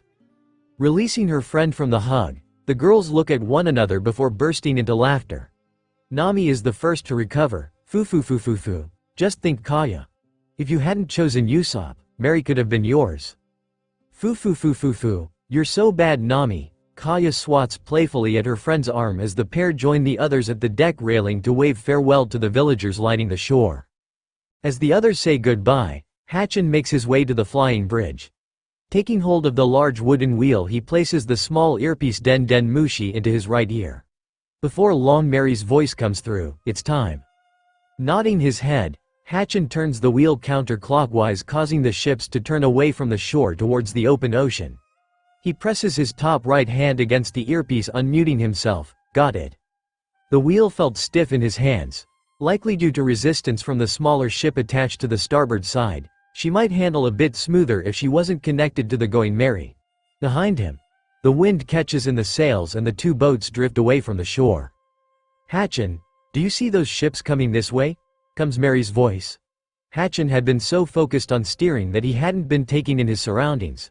Lifting his gaze to the horizon, he saw 2 ships traveling toward the island from the east and another coming from the west. What in the heck? He studies the incoming ships. I see it, but I don't understand what I'm looking at. The ships approaching from the east appear to be a Navy vessel accompanied by a red and black warship flying a Jolly Roger with a white Doa crowded dinghy with the Krieg pirates Jolly Roger sporting a red X over it. Should we turn back? There is a long pause before Mary's voice returns. No, I think we continue. The Marines should be able to handle this. In the background, Hatchin could hear several of the crew members cheering. Down on the main deck, the crew are split between the port and starboard railing and are pointing at the approaching vessels. Luffy's voice rings above the chatter. I know those ships. He races back and forth across the deck, pointing at the Jolly Rogers. Leaning against the starboard rail, Jin nods in agreement. That's them all right. My old crew, the Don Krieg pirates. Didn't think we'd run into them so soon. No way. Elbow resting against the port side rail, Usopp's loud voice carries across the deck. Is that the Black Cat's ship? The Jolly Roger looks different, more like a white dog than a. He looks down at Chow Chow barking excitedly and wagging his tail. Black Cat. He bites his lips trying to stop himself from laughing, but eventually, it breaks through. Biwahahaha. They renamed themselves after Chow Chow. A chorus of laughter comes from the pirates aboard the massive ship as a young boy calls out, "Squeak! Thanks for everything, Straw Hat." Kobe hides his smile as his attention is captured by the marine ship. I suppose you're to blame for this, huh, Ripper? As the ships draw nearer, the crew waves at the familiar faces of their former enemies from the past. Jin cups his hands on either side of his mouth. Don't burn the island down, Pearl. The former Krieg pirates roar with laughter from their boat as it sails past. Once the other ships are out of sight and Konami Island is little more than a speck on the horizon, the crew make their way to the dining room for lunch. Making his way to the Lazy Susan to fill his plate, Luffy bumps into Jimmy Scoops. Sorry about that camera guy. He shoots him an apologetic smile before continuing to his destination. Not a problem, Captain. Jimmy smiles back as he follows behind the boy, who is almost finished loading his plate. Hey! The rest of the crew's attention is drawn to the captain and they wait with bated breaths. There was a betting pool on how long it would take Luffy to realize that Jimmy, Sam and Teru weren't part of the crew. Luffy glances over his shoulder at Jimmy Scoops. Where'd you get that cool shirt? Johnny, who had bet on it happening before the end of lunch, lets out a groan. So close. This old thing? Jimmy points at his checkered vest as the captain nods enthusiastically. I picked it up the last time I was in Alabasta. Sam pushes between the duo and fills his plate. What part of? He lets out a loud hiccup. Part of Alabasta you get it from? Luffy grins as he continues absent-mindedly loading food onto his own plate, which is beginning to resemble a small mountain. Where's that? It's on A. Sam blinks several times as his body sways slightly, on the Grand Line, real close to here. Awesome. Luffy turns away from the pair who follow him to the table. Think we'll get to go there? Sam shrugs his shoulders. I dunno. He lurches forward and barely manages to avoid dropping his plate on the ground. Ya might have ta, ask the captain. Laughing, Luffy pulls out a chair. She. That's stupid. I am the captain. He grabs a fork and stabs it into a meatball near the top of the pile. I get to go wherever I want. He shoves the entire hunk of meat into his mouth and chews a few times before swallowing. At the opposite end of the table, Teru sits between Piaman and Mary. I noticed you had some spare wood down in the basement level. Would you mind if I used some of it to frame in some extra bedrooms? I noticed that many of the rooms on the second level are occupied and your captain seems very interested in continuing to recruit people into your crew. Good point. Mary nods slowly. I was picturing having people share rooms, but if you are willing to be put to work, I've got a few ideas. Leaning forward, Piaman asks hopefully, can I help? Of course. Turning his head to the boy, Teru smiles, it'll be good practice. Conversations around the table end suddenly as Johnny and Yosaku stand and pull out papers before loudly clearing their throats. Once all eyes are on them, Yosaku announces, Yo, let's go over the new night shifts. I gotcha, bro. Johnny places his finger on the first line of his page for the first shift. Hang on a sec. Hatchin cuts him off as he shoves himself back from the table and jumps to his feet. I'm good with night shifts, but shouldn't we figure out how much sleep everybody needs first? Johnny and Yosaku look at one another in confusion. Johnny asks, "Wada y'all mean fish, bro? We all sleep the normal amount?" Hatchin crosses all three sets of arms, a look of irritation on his face. "What's the normal amount?" "I dunno, bro, like 8 hours, says a still confused Yosaku. The rest of the crew nods in agreement. "For all of you," Hatchin relaxes his shoulders, a confused look plastered on his face. From the center of the table, Jin says helpfully, "I can do 6 or 7 hours if needed, but most of us prefer the full 8. Huh. Hatchin scans the group. It must be a human thing. He shrugs his shoulders. I might be the weird one here. We fishmen don't need as much sleep. I only need about 3 hours per night. So do y'all wanna Johnny pauses and thinks through the question before continuing, take on extra shifts? Hatchin smiles as he nods enthusiastically. Sure. He glances at Nami and Nijiko before looking back at the two swordsmen. I can do most of the shifts for the going merry to give the rest of the crew extra sleep. The pair huddle and point at the paper as they discuss potential changes under their breath. Hatchin takes his seat and the crew resumes eating until the pair again clear their throats to get everyone's attention. Johnny starts this time, "Aight, so shifts will be an hour each instead of the 2 hours they used to be. The first shift will be Zoro and Carrot. Second will be the Lovebirds Usopp and Kaya. Third'll be the Kokoyashi crew with Nami, Nijiko and Chabo. Fourth up we got Luffy, Kobe and Onion. Hatchin'll cover the rest of the shifts for the going merry. Pepper is 5th, Mary is 6th, I'm 7th, Johnny's 8th, Jin is 9th, Rika and Sanji are 10th. He looks around for a reaction. After a moment, he prompts, "We good?" "I think it's fine." Kobe nods slowly, as he processes the whirlwind of information. "Do you mind posting it up somewhere?" Yosaku shrugs. "Sure. I can post it in a few rooms." Realizing no more questions are coming, Johnny and Yosaku return to their seats and the conversations around the table resume. "No fair," Luffy sulks. "How come you guys don't gotta do night shifts?" Jimmy and Sam look at one another confused. Jimmy says slowly, "It's because we aren't crew members." "Huh?" Luffy shifts his focus to the man. "Sure you are. You're camera guy. You are." He pauses to think. "Wait a second. Who is this guy?" He rises to his feet and points an accusatory finger at the man. "Who are you?" The room goes silent as every eye is glued to the captain. With a panicked look, Jimmy stutters, "I am a passenger." He points to Kaya. "As she said I could ride with you if I paid my way." Luffy follows the man's finger to the trembling blonde-haired merchant. He says in a cold and angry voice, "Explain." Kaya opens her mouth to speak but is stopped as Usopp places his hand on her shoulder and pushes himself to his feet. "It was my decision, Captain." Luffy's eyes narrow. PP and panic enters the sniper's voice. But if you don't like it we seek and figure something else. 0. It's 2. Johnny and Yosaku call out in unison from the other end of the table. Mary nods, a serious look on his face. "Me too, Captain." "And as 3. Exclaim Ninjin, Piaman and Tamanegi in unison. Chow Chow lets out a loud bark from his resting place on the ground. "Bark, me too." With a grin, Zoro says, "You might as well count me in. I may have been sleeping for most of it, but I could have stopped it if I wanted to." "So all of you were in on this?" Luffy's emotions whirl through his body outside his control. "Who gave them the right? This is my ship." His eyes refocus on Kaya. "Why did he say it was you?" Usopp again attempts to speak but is silenced when Kaya grabs and squeezes his hand. She rises to her feet as the sniper lowers himself back into his chair. "Because it was my choice to let them pay their way." She locks eyes with Luffy, feeling more confident knowing she has the other support. "We picked up Jimmy when we were leaving the Barati. He didn't have any other way to leave and I couldn't stand by and watch the Krieg pirates kill an innocent civilian." "Hey, we wouldn't have." Jin stops himself and frowns. "Actually you're right. We definitely would have killed him." "Fine." Luffy points at Sam. "What about him?" Kaya looks nervously at the drunken old man. "Oh him." She bites her lip. "He said he needed a ride home to Alabasta. Since we were headed to the Grand Line anyway, I figured it wouldn't hurt to give him a lift and make some extra money." Luffy scans the table. "Who else isn't in the crew?" Teru raises his hand hesitantly and Luffy's eyes lock onto his. "How about that guy Kaya?"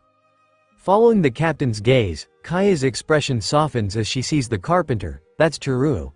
He needed a lift to Logatown to buy supplies, and if I overheard correctly has promised to help Mary and Pepper make some updates to the ship while he is with us. Mary and Piaman nod in agreement. Crossing his arms across his chest, Luffy sinks back into his chair. Whatever. Just tell me next time, okay? He purses his lips. I'm supposed to be the captain, come on. He takes a deep breath and lets the air out through his nose. Noticing that all eyes are still on him, he shouts, "What are you all looking at?" "We just want to make sure you're okay," Kaya says as she sweeps her right arm underneath her dress to help it lay flat on the chair before sitting back down. "I'm fine." Luffy picks up his fork and stirs the remaining food around his plate. He stabs hard at a piece of meat. "Pissed that you didn't think to tell me. I'm the captain, damn it. You can't just hide this stuff from me." A blush runs up Kaya's neck to her cheeks. "I'm sorry." A tear runs down her face. "Why didn't I think about how much this might hurt him? I let the lie go on for the sake of a stupid bet." Usopp's fingers slip between hers and he gives her a reassuring squeeze. Bringing the fork to his lips, Luffy mumbles, "I forgive you," before shoving the bite into his mouth. The tension slowly dissipates as the crew finishes their meals and leaves the dining room to spread across the ship. On the main deck, Usopp has assembled the children other than Piaman. Pacing back and forth, he waits for the young boy to arrive. After what feels like an eternity, the green-haired youngster joins them holding 2 wooden swords in his arms. He had put the other 2 in storage along with ninjas to replace the ones destroyed in battle. "Sorry I'm late." Usopp smiles at him. "That's okay, Pepper. Go join the others." Nodding his head, Piaman hands the swords to the sniper before joining his friends. Once the children have settled down, Usopp loudly declares, "I'm sure you know why I've gathered you here." Scratching the back of his head with his muddy fingers, a confused Chabo replies, "No, should we?" Ninjin, Piaman and Tamanegi smack their faces and Tamanegi hisses, "Let him finish his speech, it'll make sense later." Usopp clears his throat. "As I was saying, you all know why I have gathered you here." The kids nod, Chabo and Rika more hesitantly than the others. "Excellent. Chabo and Rika, I need you both to step forward for your initiation into the Usopp Pirates." Rika's eyes grow wide and with a squeal, she leaps forward. Chabo still has a look of confusion on his face as he mouths, "Usopp Pirates?" while obediently stepping into place beside the young girl. Taking the wooden sword from the top of the pile, Usopp gently places it in Rika's hands. "As an official member of the Usopp Pirates, I bestow upon you the pirate name, Garlic." Letting out another squeal, the girl's body trembles as she looks down at the wooden sword. Shifting his attention to Chabo, the sniper places the other sword into the boy's hands. "And to you, I give the pirate name, Turnip." The boy looks down at the sword in confusion before looking back up at Usopp for more instructions. Usopp raises his right hand and Chabo and Rika imitate him. "Now repeat after me. I promise." "I promise." The pair say in unison. Usopp continues, "To protect the innocent." "To protect the innocent." The pair echo back. Usopp finishes with a grin, "Against evil." "Against evil." The duo reply. Usopp and the other 3 boys clap their hands. Rika can't stop bouncing as a huge grin stretches across her face. She practically screams, "Does this mean we are Usopp Pirates now?" Laughing, Usopp places his hand on her shoulder. "Da ha ha ha ha. It sure does. Welcome to the crew." Chabo smiles, caught up in his friend's energy. "Awesome, so what do we do?" "For now we wait." Usopp places his other hand on the boy's shoulder and says in a serious tone, "The time will come when I must call upon my brave pirates to defend against evil." A smile splits his face, "But for now, let's go play a game." The kids cheer as they follow Usopp down to the 2nd floor to look for a game to play together. As they leave, a seagull with a bag slung over its shoulder swoops towards the deck, depositing a pile of newspapers in a heap before rising into the air to join its comrades far above the ship. Not long after the papers were delivered, Jimmy Scoops grabbed one from the pile. Making his way to the observation room, he sees Kaya, Mary, Nami and Najiko all reading their copies as they lounge on the couches. Taking a spot beside Mary, he opens the paper and flips to the bounties section. He spots several familiar pictures and smiles. They did use them. As his eyes drift over the bounty amounts, his pupils dilate and he looks up from the paper, checking to see where the others are in their reading. Well, nobody is freaking out, so I guess that means they haven't seen. Having just turned the page, Nami leaps to her feet and rushes to the desk. Picking up the Den Den Mushi, she connects to the interior broadcast. Her voice comes through the snails across the ship. Everybody to the observation room. She drops the snail onto the desk and watches as it rolls around a few times before righting itself and crawling back to its normal location, giving the navigator a dirty look. She wanders as if in a fog to the nearest couch, dropping onto it and staring blankly at the newspaper in her hands. Once the rest of the crew has gathered together, Luffy calls out, "What's up, Nami?"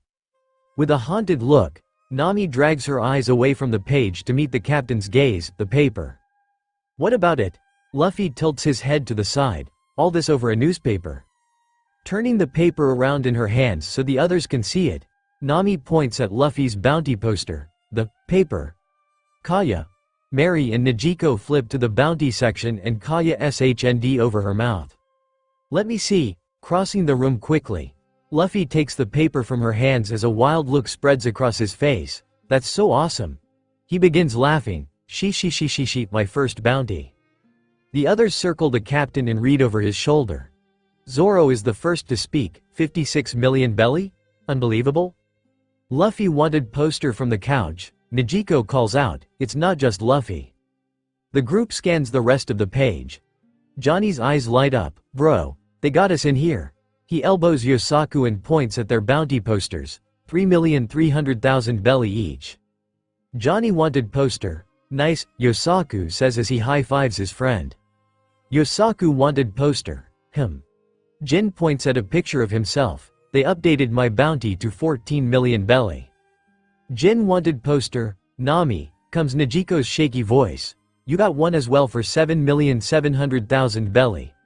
The red-haired navigator bursts into tears, prompting Kaya and Najiko to rush to her side. "Nami wanted poster. I think that's it," says Kobe as he rescans the page. "Not quite," Hatchin grins. "I should have mentioned this earlier, but I've got an 8 million belly bounty." "Wow, really?" shouts Luffy as he looks up from his picture in the paper. "That's so cool. So what's our total? Like a billion belly?" Bahahahaha. Zoro laughs at the young man. "Not even close, Straw Hat. Where did you learn to do math?" "Shove it, jerk," shouts the captain as he clenches his fist. "If you're so smart, tell me how much it is." "Nah," replies the swordsman, who dodges to the side to avoid Luffy's punch. 92,300,000 belly, comes Najiko's voice from the couch as she wraps her arms around Nami's waist, giving her a tight squeeze. "Huh?" shouts Luffy as he takes another swing at the swordsman. "I was close." Dodging the punch, Zoro grabs at the captain's arm before he can take another swing. "Hardly, you're off by over 900 million. He catches hold of the boy's wrist and holds it tightly. Attempting to free his hand from the swordsman's grip, Luffy shouts, "Nah, I'm like 10 million off." Kobe breaks Zoro's grip on the captain's wrists before placing himself between them. Turning to Luffy, he says in an apologetic tone, "Sorry, Captain, but Zoro's right for once." Luffy's features soften and he lowers his hands to his side. "Okay." A smile spreads across his face and he looks mischievously at Zoro. "I might not be able to do math, but at least I have a bounty." Clenching his fist and gritting his teeth, Zoro prepares to respond but is interrupted by Rika's hand on his wrist. Looking down at her innocent expression, he relaxes his hand. His lips split into a devilish grin. "You're right." He looks back at the captain. "I'll have to try twice as hard to catch up." As the tension dissipates and the group begins to exchange small talk, nobody notices a fleet of small rafts trailing their ships, placing the newspaper neatly on the table in front of her. Makino smiles. "I'm so proud of you, Luffy." The bell at the entrance to the restaurant announces Wood Slap's arrival and the old man stomps toward her, slamming his paper beside hers. "Have you seen this, Makino?" Nodding. The girl smiles at the irritated man as he continues his rant. "Our Luffy, running around with a bunch of freaks. It's completely ridiculous, and of course, the paper is pinning the blame for all of this mess on him. Journalistic integrity be damned. The paper will print anything these days." Hiding a giggle behind her hand, Makino waits until the older man has finished speaking before piping up. "Look at how happy he is." Flipping back to page 37, she points at Luffy's huge smile on his bounty poster. "Damn you, Straw Hat," an enraged Buggy screams. fist clenched tightly around his newspaper copy. Several members of his crew rushed to his side, fearing the worst. Defeated? How can they think he flashily defeated me, the future pirate king? He's lucky I let him live. A tall, slender Alvida places her hand on Buggy's shoulders. I'm sure you did. They must have made a mistake. A smile touches the corner of her lips. The only mistake they made was mentioning a weakling like you. Let's toast our boy, Luffy. Shanks raises his mug and is joined by the rest of his crew. Hip hip. The crew finishes. Hooray. They all tip back their mugs, draining the content before resuming their conversations as the red-haired pirate kicks his feet up onto the table and leans back in his chair. Damn kid, that's a big first bounty. Don't let it go to your head. A man with tight blonde curls approaches the captain. A rifle hangs off his back and on his forehead is a headband with the word Yassip written across it. Placing the new and updated bounties page on the table facing Shanks, he points at a small figure in the bottom left corner of Luffy's mugshot. Is that? He lets the question hang in the air, eyes glimmering with hope. A grin splits his lips as the red-haired captain meets his sniper's gaze. If you weren't standing before me, I'd have sworn it was you. He's the spitting image of his dad. Seeing the longing behind the man's eyes, he cuts off the next question before it can be asked. I know you want to go to him, but the time isn't right. Let him come to us when he is ready. The sniper replies loudly, Aye, Captain, after everything you did for us. I'm glad you finally got some recognition, Straw Hat. Newspaper spread out on the table before him. Ripper takes a break from his preparation for Garp's arrival the next day. Looking up at Rikaku and Ririka, he motions for the pair to join him. Check this out. Rounding the table, the pair read through the article in silence. Ririka is the first to speak, no mention of Rika. I hope that's not a bad sign. Placing his hand on Ririka's shoulder, Ripper gives her a comforting squeeze. If she's as quick of a study as her mom, I'm sure she's just fine. For now, we can assume that no news is good news. Ha ha ha. Rikaku chuckles, at least she doesn't have a bounty. Pops, check it out. My kid brother ended up in the paper. A young muscular man with jaw-length black hair hands the newspaper to an older man with a white crescent-shaped mustache, a grin stretching across his face. You sure know how to make an entrance, Luffy. Let me see that. Taking the paper from the young man's outstretched hand, the older one quickly scans the article. Sounds like he's shaking things up in the East Blue. Do you think I should send one of the divisions out that way? Don't bother. The young man shakes his head dismissively. I'm planning a trip out there soon. I heard a rumor that Teach was in the area and wanted to check it out. I'll visit the squirt while I'm there. Check it out, Zeph. You were quoted in the paper. Slamming down a copy on the older chef's desk, Patty points excitedly at the line. I can't believe they used that quote. With a grin, the old man leans back in his chair. What makes you so sure it was me? You know I'm not a snitch. Rolling his eyes, the large man folds his arms across his chest. Don't act dumb. This has you written all over it. Did you just call me dumb? Enraged, the older chef springs to his feet, his peg leg stomping into the ground as he rounds the desk and grabs the large chef by the collar. You'll be on cleaning duty all week if you don't watch your mouth. Sorry, chef. The younger chef stammers, trembling as he looks into the older man's rage-filled eyes. Come back, Sanji. I didn't realize how lousy it is to be Zeph's punching bag.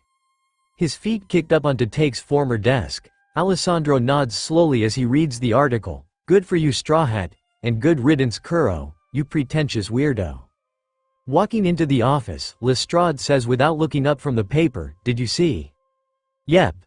Alessandro glances over at the heavy-set man and grins. It's about time they put some respect on his name.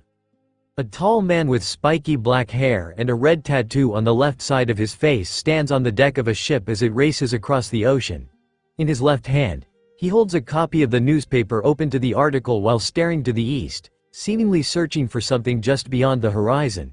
Together we will change the world, son. The corner of his lip lifts into an almost imperceptible smile. His thoughts are interrupted by a younger blonde-haired man wearing a large top hat with blue goggles wrapped around it. We are approaching the comm belt, sir. Are you certain about this? Yes. The older man says as he nods slowly. Aboard a small craft, a man and woman huddle beside one another reading the paper. Are these the ones from last night, Miss Saturday? The man points at Johnny and Yosaku's bounty posters. Nodding, Miss Saturday responds, "It was hard to see, but I believe they are, Mr. 12. She glances at the pair of pirate ships less than a league away. "Just a little longer before we can start the operation. If it puts your mind at ease, we can double-check once we are on board." "No need." A smile splits Mr. 12's face. "All of our intel says those are the Straw Hat Pirates. As long as we can bag their captain, we'll be fine." The pair laugh as their small boat maintains a safe distance from the massive ships. Meanwhile, on the second floor of the Going Shopping, Mary and Teru carefully lift a heavy beam above their heads. Standing back from the air, Usopp presses his thumb and forefinger against his chin as he watches the pair intently. A little to the right, the pair take several steps to the right. "Stop, okay. A half step back to your left." They sigh and take a half step in the opposite direction. "Perfect. Now it's your turn, Pepper." Nodding his head, the young boy drags a ladder next to Mary and quickly climbs it. Pulling out a handful of long nails, he lines the first one up with the beam before using his hammer to drive it through the wood and into the ceiling. Leaning to the side, he lines up the second nail and drives it through the wooden beam to secure it into place. He continues this for all of the nails in his hand before descending from the ladder and dragging it beside Teru. Scrambling back up, he repeats the process on the other side. "I think that's it." The two men slowly lower their hands from the wood. They stare intently at the wooden beam, looking for evidence that it might not be secured properly. Once he is satisfied, Teru smiles at the boy. "Excellent work, Pepper. Now we just have to put up a couple of posts and we'll be ready to move on to the support beams." "That's awesome." Piemon bounces between his feet as he grins from ear to ear. Mary points a gloved hand at the pile of wooden beams they had previously carried up from the basement. "Bahahaha. You can get us started then." This was the most fun he had had since departing from Syrup Village, mixing his mentorship of the young boy and his love of shipbuilding. Scurrying over to the wood, Piemon wraps his arms around a post and attempts to lift it, struggling against its weight. Giving up on the seemingly impossible task and slumping his shoulders, "I can't do it." Making their way to the pile, Mary, Teru and Usopp take hold of the beam Piemon had been attempting to pick up and easily lift it into the air. Teru grins at the young boy. "Don't worry, you'll be able to help with the heavier parts in no time." Lifting his head hopefully, Piemon watches as the trio places the post underneath the support beam and lines it up so the base is firmly planted on the ground and the top rests under the beam. Teru addresses the group. "There is a metallic support beam in the floor below us that this post is standing on. That will support the weight of the rooms we are building on this level."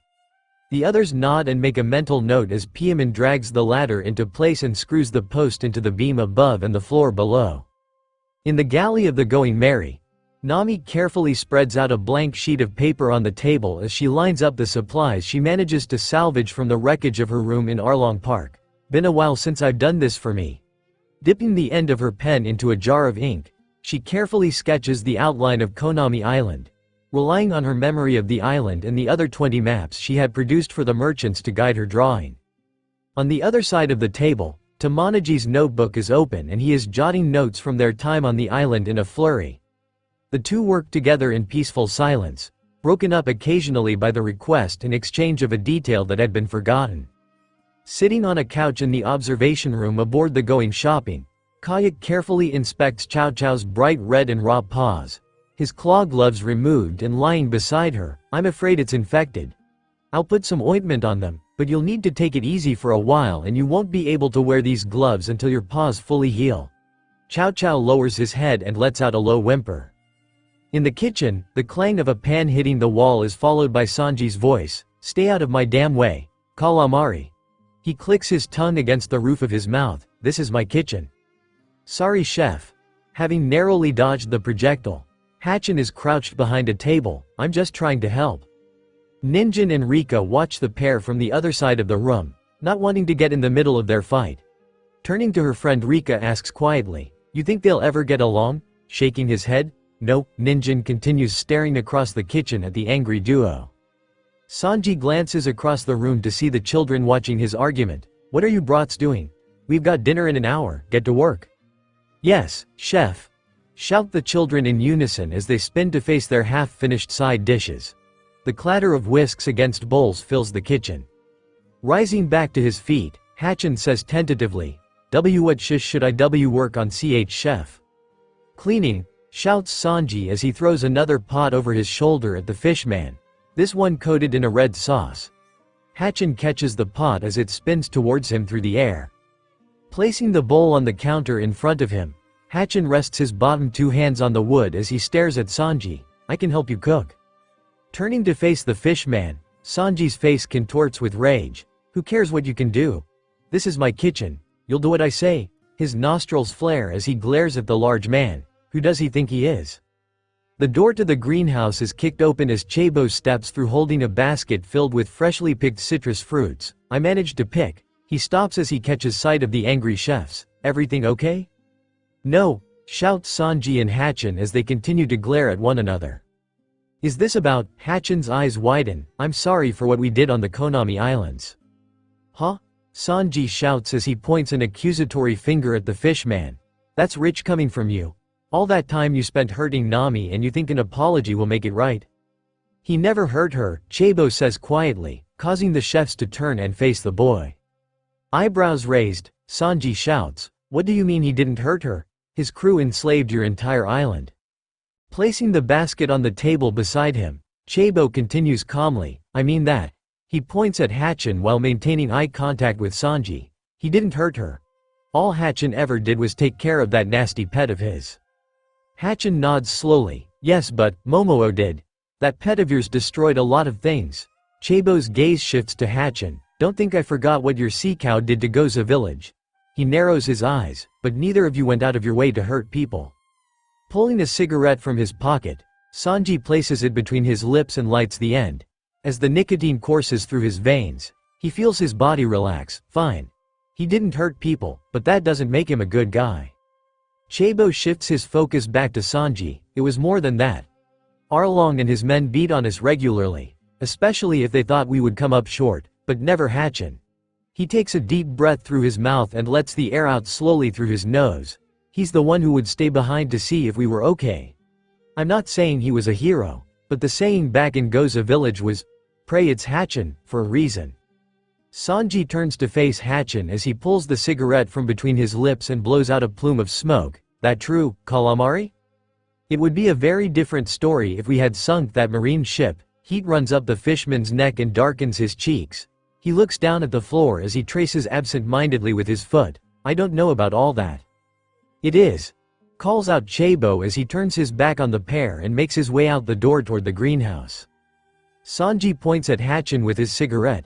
Can you make pasta to go with this salmon? Nodding his head enthusiastically, Hatchin replies, yes chef. Show me. Sanji smirks before returning the cigarette to his mouth. Turning to face the counter, he continues working on his dish. The kitchen is filled with the sound of food sizzling in pans, wooden utensils scraping against pots and flames igniting on burners. As the chefs work in silence, a feeling of camaraderie binds them together. Glancing at the clock, Sanji notices it is almost time to serve dinner. Looking at his dish, a smile spreads across his face, perfect as always. He slides the fish into a tray beside the others he had cooked before walking around the kitchen to inspect the other dishes. He peeks through the gap between Hatchin's arms and spies the pasta dish. Wow, that's good. Maybe he is useful for something. Placing his hand on Hatchin's shoulder startles the fishman, causing him to nearly knock over the bowl he was mixing. Good job, calamari. He crosses the room to stand between Ninjin and Rika. Oh, that's less good. Grabbing a pinch of salt, he sprinkles it onto Rika's roasted Brussels sprouts and bacon. Don't forget to season your dish. Nodding her head, the young girl quickly replies, yes chef. Shifting his attention to the wet mess in front of Ninjin, he places his hand on top of the boys and slows down his mixing. It's a fruit salad, not a smoothie. We need to treat it with respect. Sorry, I was distracted. Ninjin glances at the unopened bottle of beer on tea. Spotting the drink, Sanji picks it up and pops off the lid. Placing it over the nearby sink, he pours the yellow liquid down the drain before tossing the now empty bottle into a nearby trash can. He says in a calm tone, I was a kid once and drank my fair share. But Carrot, the boy turns to meet his gaze. My rule here is that you don't drink while on the job.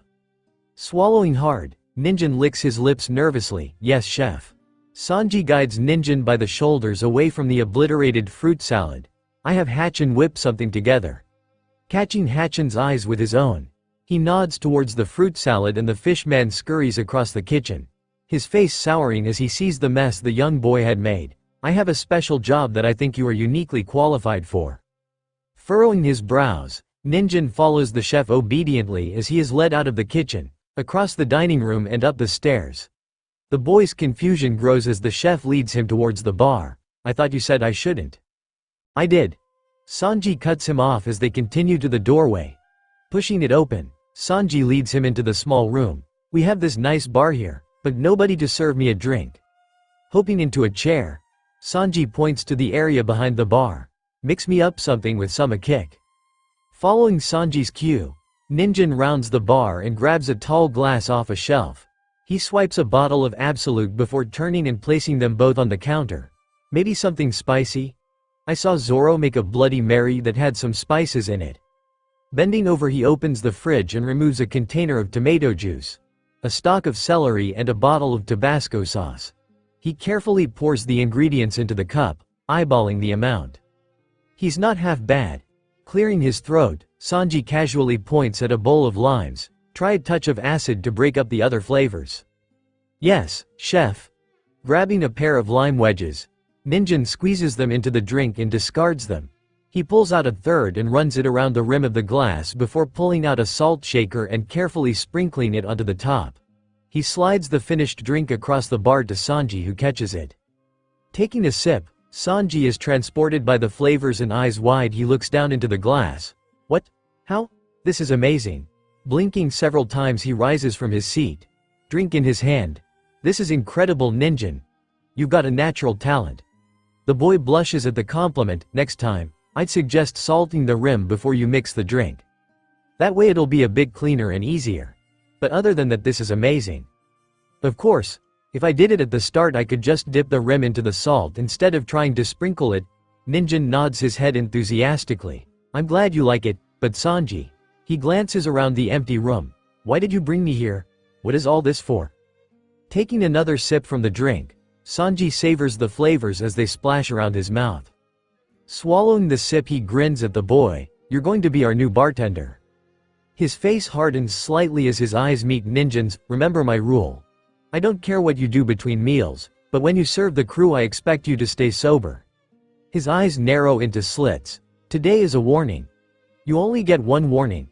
Turning his back on the boy, Sanji takes a large swig from his drink. Damn, this is good. He pushes open the door to the bar and exits, descending the stairs to join the others in the kitchen. As the crew makes their way into the dining room, they are greeted by Sanji, who guides them to seats at a pair of tables beside one another. Once everyone is assembled, he announces with a flourish, today we have prepared a pan-seared halibut atop bucatini pasta with a side of roasted Brussels sprouts with bacon and a citrus fruit salad made with freshly picked fruit from the greenhouse. As if summoned by his words, Hatchin and Rika exit the kitchen carrying dishes and set them in front of several seated diners before returning to the kitchen to retrieve more. As they load up the next few plates, Sanji points at the stairs. We have officially opened the bar upstairs for anyone who would like a drink to accompany their meal. He lifts his half-finished drink into the air. I highly recommend the Bloody Mary. Sam and Zoro launch from their chairs and sprint toward the staircase, followed by Jin, Kaya, Mary, Nami and Najiko. The group returns quickly and sits down with their drinks. Lifting the freshly made screwdriver to her lips, Nami tentatively sips at the drink. Holy shit. She looks up at Sanji in wide-eyed shock. This is amazing. Did you teach him to make this? Right? Sanji shakes his head slightly. This is all carrot. The kid's a natural. The others sip their drinks and shocked expressions and a few expletives quickly follow. The other adult crew members, feeling left out, make their way upstairs. As they order their drinks, the remaining plates of food are set on the tables and Hatchin joins the group in the bar. Rika and Sanji find open spaces at the tables and sit down as the others slowly file down the stairs, followed by Ninjin grinning from ear to ear. Dropping his white Russian onto the table, causing the contents to jostle around, Luffy bellows, "This looks delicious. Let's eat." He begins shoveling food into his mouth as the others follow suit. For a while, the only sounds in the room are the scraping of forks against plates and the occasional sip of a drink. The crew, satisfied with their meals, continue to sit around the tables talking well into the evening. The conversation is broken up as Nijiko ushers the children except for Ninjin to the lower floors to sleep for the night, triggering the others to notice the time. Stretching his arms above his head, Luffy noisily yawns. "I'm exhausted, thanks for the drink and food, chefs." Shoving himself back from the table, Luffy saunters to the door, kicking it open, and makes his way back to the Going Merry. The others follow suit until only Ninjin and Zoro remain. Looking at the clock, the swordsman says roughly, "We got a few minutes before our shift starts. Do you mind mixing another of those Bloody Marys for me?" "You got it." Ninjin races upstairs and returns a few minutes later with the drinking, handing it to Zoro before exiting the dining room and making his way to the observation room to pick up an earpiece Den Mushi. Taking a sip of the drink, Zoro shakes his head. "Geez, this is good." Sauntering out the dining room, he crosses the deck to the Going Merry to retrieve his Den Mushi and start his shift. The night is calm and peaceful and most shifts pass uneventfully. At 4:52 in the morning, Johnny hears a metallic thud against the ship's hull. He unmutes his Den Mushi. "Did you hear that, fish bro?" A brief pause is followed by Hachin's voice. "Hear what?" "Must have been the wind." Reaching his hand to his ear to mute himself, he freezes as he hears another thud. "It just happened again. Ya sure you ain't hearing anything?" Hachin's voice sounds more worried. "Nothing over here. Want me to look and see if I can see anything from this side?" "Nah." He strolls casually across the deck toward the starboard side where the sound had come from. "It's probably just the wind." He leans over the railing and sees nothing but darkness below. "I don't see any." He freezes as the moonlight is reflected off a dozen pairs of eyes below. "Scratch that. We got a problem, Hachi." "Huh?" The fishman asks in confusion. "What's going on, Johnny?" Johnny backs away from the edge towards the middle of the deck, drawing his sword. "We got company, fish bro. At least a dozen, maybe more." A thin man pulls himself over the railing and lands on the deck. "I'll hold him off. You wake up the others." The man advances on JD as two heavy-set individuals drop onto the deck behind him. The swordsman calls out, "Look what we got here, boys. A freshly minted bounty." His companions chuckle and pull out spiked clubs. "This isn't good." The man slashes at Johnny's midsection, but he deflects the blade with his own, continuing to walk backward until he is no longer stuck between the greenhouse and hallway. Hachin throws open the trapdoor beside the mast and quickly descends the ladder to the men's quarters. Landing with a thud, in the room he hears Zoro groan, "Keep it down, would ya?" Ignoring the swordsman's protest, Hachin flicks on the lights and places two hands on either side of his mouth. "We're under attack." Kobe and Usopp launch out of bed and scramble across the room to collect their weapons. Zoro stretches his arms above his head and yawns, refusing to open his eyes. "This better be an emergency, Hachi." Luffy continues to snore, unaware of the commotion around him. Barreling across the room, Hachin shakes Luffy's shoulder. "Wake up, Captain, the ships are under attack." Sitting up in bed, Luffy yawns and scratches the back of his head as he slowly opens his eyes. "Wah." He stares blankly at the fishman, trying to figure out what's going on. What? His eyes widen as realization strikes and he leaps from the bed, tossing his blanket to the side. "Let's go." Grabbing the ladder, he scrambles up to the deck, followed by Kobe and Usopp. Zoro shoos the fishman away with his hand. "Get a move on, calamari, I'll catch up." Nodding, Hachin grabs the ladder and climbs to the deck to join the others. Yosaku woke up to a vibration on his wrist. "I could have left myself off the schedule. What's wrong with me?" Kicking off the covers, he checks the clock, which reads 4:58 a.m. Just enough time to get upstairs and relieve Johnny. As he ascends the stairs to the observation room, he happens to glance through the window and sees his friend lying on the main deck. "Well, that's weird." Kicking open the door, he hears Johnny's voice muffled by something and rushing to his side discovers that he is bound and gagged. Drawing his sword, he slices through the ropes before pulling the gag out of Johnny's mouth. "What happened to you?" Grabbing his sword off the ground, Johnny aims it at the observation deck. "No time, they went that way." The pair charge up the stairs and see that the door to the observation room is open and loud shouts are coming from inside. The pair look at one another and nod before charging into the room. Luffy leads the charge across the gangplank, followed by Usopp, Kobe and Hachin, with a tired Zoro trailing behind. "Attack!" shouts the captain as his boots touch down on the deck. His attention is immediately drawn to the observation room where the sound of steel ringing against steel can be heard. Stretching his arms towards the door, he has a wild look in his eyes as he shouts, "Gum gum rocket." His body zips through the air and into the room, smashing into a couch which halts his momentum before he is hurled through the glass wall and into the ocean. The room is littered with a dozen bodies as Johnny and Yosaku stand back to back in the center of the room while still more men descend upon them. Seeing Luffy, Yosaku lets out a cheer. "Sweet, Captain's here to save us." As the others attempt to join their companions in the observation room, they are stopped by a man and woman wearing masks. The man reaches into a bag on his back and withdraws a long rope. "Not so fast, Miss Saturday, what do you think we should do with them?" Pulling out a pair of knives coated in green liquid, the woman replies, "That fishman has a bounty as well, Mr. 12. I think this is our lucky day." From inside the observation room, Luffy calls out, "Gum gum whip." His leg extends and sweeps across the room, knocking down 3 invaders.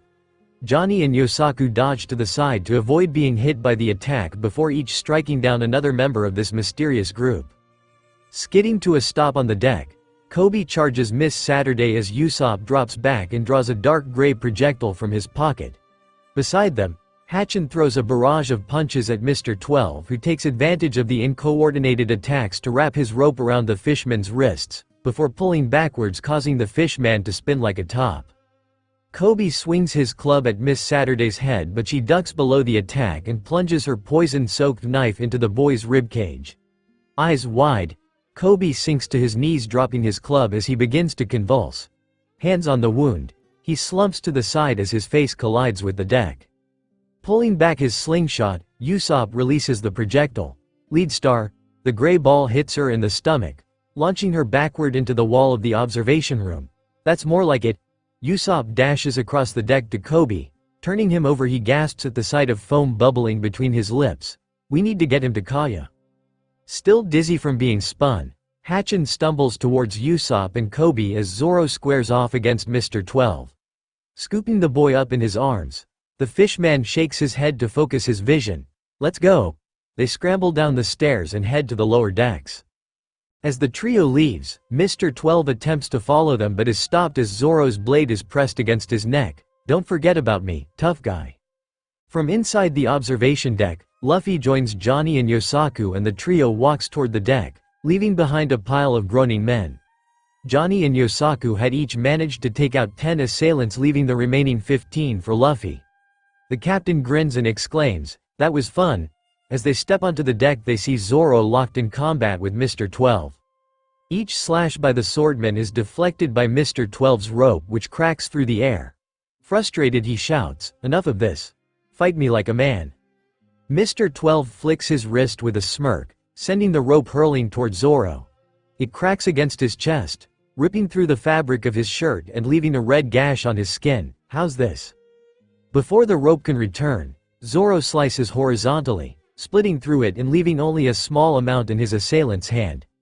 Mr. 12 looks down at the nub of rope left in horror as Zoro raises his sword above his head.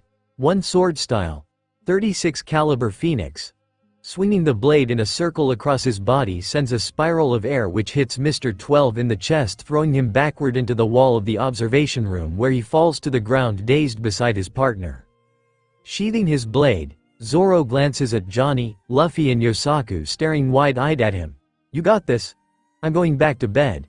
Turning his back on them, he descends the stairs and walks across the deck to the gangplank, heading to his room on the other ship. Downstairs, Usopp knocks desperately on Kaya's bedroom door. "Help, Kobe is hurt bad." Opening the door, Kaya rubs the sleep from her eyes as she asks with a yawn, "What's going on, Usopp?" "Fix him," says Hatchin, presenting Kobe, who is still foaming at the mouth, to the young woman. Eyes growing wide, Kaya bolts into her room and grabs her first aid kit. "Get him into B2. We don't have much time." She follows after the pair as they cross the hall to the bedroom. Usopp throws the door open as Hatchin hurriedly places Kobe on the bed before backing out of the way to give Kaya room. Kaya places the first aid kit on the bed beside Kobe and flips it open as she drops to her knees at the side of the bed. Foam at the mouth means some type of opioid. "I'll need." Her thoughts are interrupted as she spots a container marked Narcan.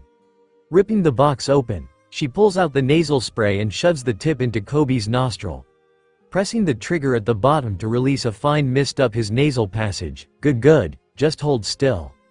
Kobe's fingers tense, ice mind spinning as he desperately attempts to follow Kaya's instructions. He feels the tip of the spray canister enter his other nostril and a release of water droplets that immediately travel down through his nostril and splatter against the back of his throat, making him want to vomit. The boy writhes in the bed as Kaya places a hand on his wrist. Shish, it's going to be okay, Kobe, just breath. After a minute his movement slows down and he relaxes on the bed, his breathing slowing, indicating that he has fallen asleep. Rising to her feet, Kaya turns to the men staring at her in wonder. What happened? Well, you see, Usopp splutters, we were attacked and he was poisoned, comes Hachin's more confident voice. He points at the wound on the boy's side. It happened there. Attacked? In the middle of the night? Kaya furrows his brow. What do you mean you were attacked? On the deck, Johnny, Luffy and Yosaku hear a whistle and run to the railing. Looking over the edge they see a man waving at them from a raft. On his head is a magician's hat and he is holding a wand in his hand. Hello boys. I'm Mr. Six. Would you like to see a magic trick? Johnny and Yosaku look at one another in bewilderment as Luffy cups his hands on either side of his mouth and shouts, "Yes." The two swordsmen shrug and look back down at the man floating below. Pulling the hat from his head, Mr. Six holds it out for them. As you can see, there is nothing in my hat. Johnny, Luffy and Yosaku nod enthusiastically. But if I wave my wand over the top and say the magic words, abracadabra. He waves the wand over the top of the hat and a burst of flame ignites above the hat followed by a plume of smoke. Then we get. He tucks the wand into his armpit, reaches into the hat and pulls out a rabbit, a bunny rabbit. What? Shouts Luffy, who begins clapping wildly along with Johnny and Yosaku. Do another, do another. The magician smiles at them from his raft. Okay, I'll do one more, but this is the last trick. Luffy begins laughing. She. Okay. Lifting the rabbit into the air, Mr. Six announces, this is called the vanishing act. First I will say the magic words. Hippity hoppity. He places the rabbit into the hat, its ears sticking out. Hoop. Next, I will cover the hat. Reaching behind him to his cape he drapes it over the hat, and with a tap of my wand, the rabbit will disappear. Grabbing the wand from his armpit he taps the top of the cape and another burst of flame followed by smoke drifts up from his raft. Removing the cloak he shouts, "Ta-da!" The rabbit is gone. The trio on the deck cheers and claps. Yosaku's voice rings out, "That was awesome, bro. How did you do that?" "That's not even the best part of the trick," says Mr. Six with a smirk. "The rabbit isn't the only one who disappeared. I also made all of the millions on your ship vanish." In a sudden panic, the trio spins around to see that the observation deck and observation room are empty and the door to the observation room is swinging back and forth as if recently opened. Enraged, they turned back to look over the side at the small raft, but it, along with the magician, had also vanished. "How did he?" asks a confused Johnny. "He must have," explains Yosaku before realizing he can't think of a rational explanation. Luffy shrugs his shoulders. "He must be magic. Guess it's better than having to deal with all of them." He walks across the deck toward the gangplank. "I'm going back to sleep. You two do whatever you want." The crew begins to settle now that the threat has been neutralized. Usopp returns to his bed and Hachin to his night shift. Kobe bore the only evidence of their unwanted guests as he attempted to sleep off his poisoning while Kaya sat nervously by his side through the remainder of the night. "Where am I?" A groggy Kobe sits up in bed and looks around. "This isn't the Going Merry. How did I?" He grabs his head as he feels a sudden pressure, squeezing his eyes shut. The pain slowly dissipates and his eyes flutter open, adjusting to the dim light in the room. It looks familiar. This must be the going shopping, but how? Memories of the night before flood his mind and he swings his legs over the side of the bed, groaning in pain as the wound in his side throbs. Damn it.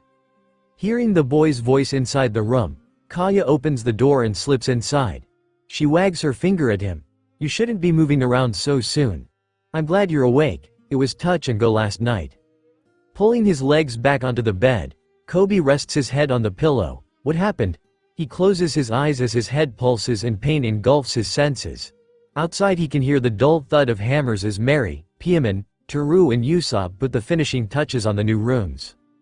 Placing a tray of food on the table beside the boy, Kaya sits at the end of the bed and places her hand on his leg.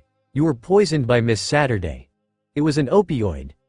I happened to have Narcan on hand, but you may still feel the effects of the poison for a while. Narcan? That must have been what she put up my nose. Kobe feels his consciousness beginning to drift away. Thank you. He tries to fight the sleep washing over him like a wave. Kaya. His head turns to the right and his breathing slows as he drifts back to sleep.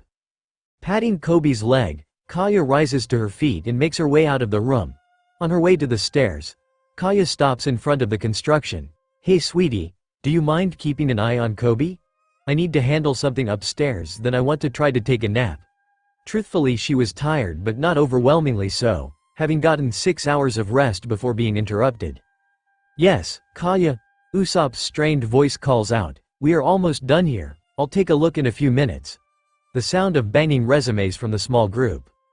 Where did the rest of my patients end up? Walking briskly up the stairs, she strides onto the main deck and looks around. Spotting Chabo and Nijiko through the greenhouse windows, she carefully opens the door and steps inside. The room was filled with delightful scents and was a welcome change from the usual salty air and the smell of the ocean. Crossing the room, she approaches Nijiko. Do you mind if I check your bandages? Go for it. Nijiko remains focused on Chabo as she rolls up her shirt, exposing the cloth strips covering the entrance and exit site from her bullet wound. Continuing where he left off, Chabo waves his hand toward a row of saplings. As I was saying, we just have citrus trees right now. Once the other trees start budding, we can get some variety. Slow and steady. Kaya does her best to remove the bandages carefully, but Nijiko still winces as the tape holding them in place is peeled away from her skin. The wounds were closed up and the scar was beginning to fade. Unrolling the shirt, Kaya places her hand on Nijiko's shoulder. It looks great, you're doing a wonderful job taking care of it. Thanks, Kaya. Nijiko says dismissively. Her eyes scan to the side and she points at another planter and asks more softly, what's in that one?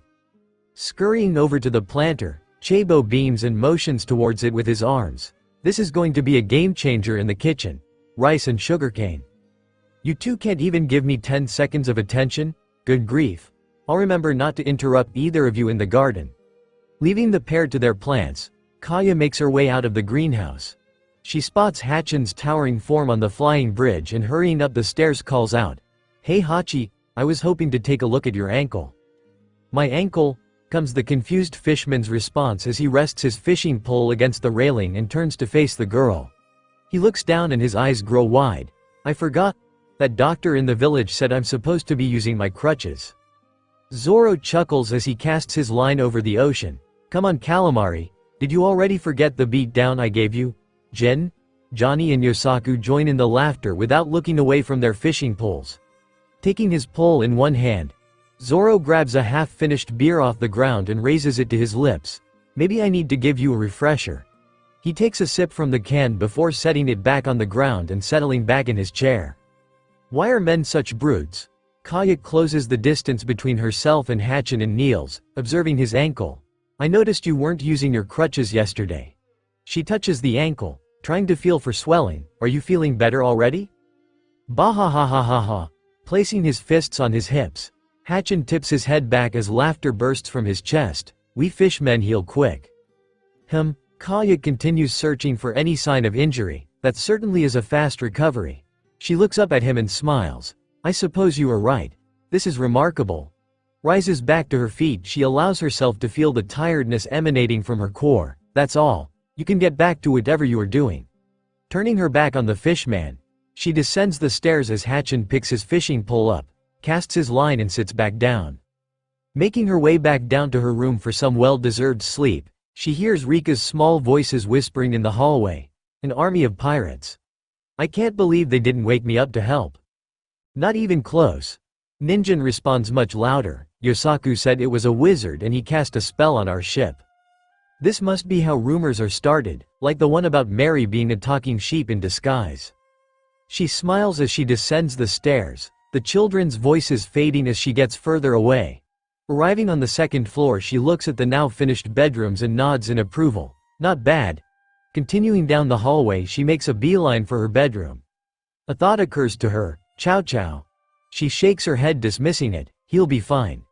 As long as he rests, those feet will heal in no time. Entering her room, she flops on her bed, arms and legs splayed dramatically on the sheet. There's nothing to do, shouts Luffy as he wanders across the deck of the Going Merry. Ascending the steps to the bridge, he tosses the door open. I want to drive the ship. A gust of wind blows through the open door, sending papers flying. Nami, sitting at the table working on a map of the area around the Bharati, yells, "What now?" Looking up from the table, she meets Luffy's eyes and her tone softens. "Oh, it's just you." "What do you mean just me?" Irritated, Luffy advances toward the table. "What I mean is," Nami rises to her feet and begins gathering the fallen pages from the floor. "Of anybody on the crew, I'm glad it's you." She gives what she hopes is a convincing smile. "Oh." Luffy stops in his tracks, a smile stretching across his face. "I am pretty great." He bends down and picks up a paper at his feet and hands it to Nami. "I think you dropped this." Swallowing her frustration, Nami adds it to the pile in her arms. "Thanks." Placing the papers on the desk, she gracefully sits in her seat, picking up her pen and dipping it into the inkwell. "What are y'all working on?" Curious, Luffy circles the table and peers over her shoulder. "Is that a treasure map?" Nami smiles as she carefully traces the outline of a small island. "No, not a treasure map. This is a map to the Bharati. I am trying to finish all of my East Blue maps before we reach the Grand Line." Cool," Luffy says, not paying attention to the words Nami is saying. "What's that?" He points at a sea monster near the edge of the map. "Does he mean the decorative parts?" Nami contorts into a cruel grin. "Oh, that? It's a sea beast I saw on the way to Arlong Park.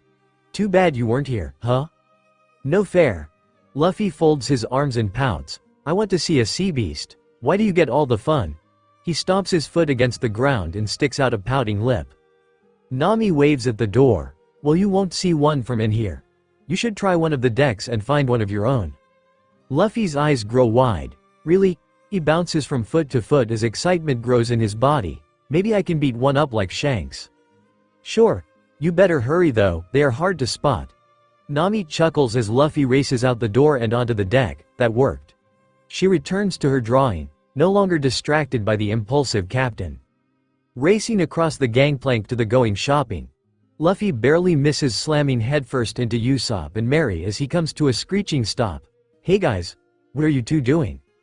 Startled, the pair look at the captain. "Where did they go?" Usopp's eyes dart from side to side, clearly searching for something or someone. "We are trying to round up the kids. We finished up downstairs and after checking on Kobe, Najiko asked us to gather them for her. She's got some books and other teaching material in the observation room, but we can't find them anywhere." "Neat," calls out Luffy before sidestepping the duo and racing across the deck toward Jimmy Scoops. "Fire!" yells the photographer as he snaps a picture of the greenhouse. Skidding to a stop before slamming into the photographer, Luffy roars with laughter. She, what are ya doing, camera guy?" Placing the camera against his chest, Jimmy smiles at the exuberant captain. "I'm just taking a few pictures of the ships. They're so photogenic." "Ooh, can I see?" Luffy lunges toward the camera but Jimmy yanks it away just in time. "What's photogenetic?" Yikes, he nearly ripped off my neck. I need to be more careful around him. Taking a step back and maintaining eye contact with Luffy, he searches the boy for any sign that he might make another grab at the camera. Photogenic, not photogenetic. It means that it's pretty and will look good in pictures. They aren't ready yet. I promise to show you and the others once I'm done. No fair. This is my ship. I should get to see any pictures first. Crossing his arms, Luffy's bottom lip sticks out in a pout. Fine. He turns around and begins marching toward the hallway when he sees Zoro and Sam descending from the flying bridge. What are they up to? Running to the wall beside the stairs, Luffy presses his back against it and waits for the pair to descend. I wonder if I can scare them.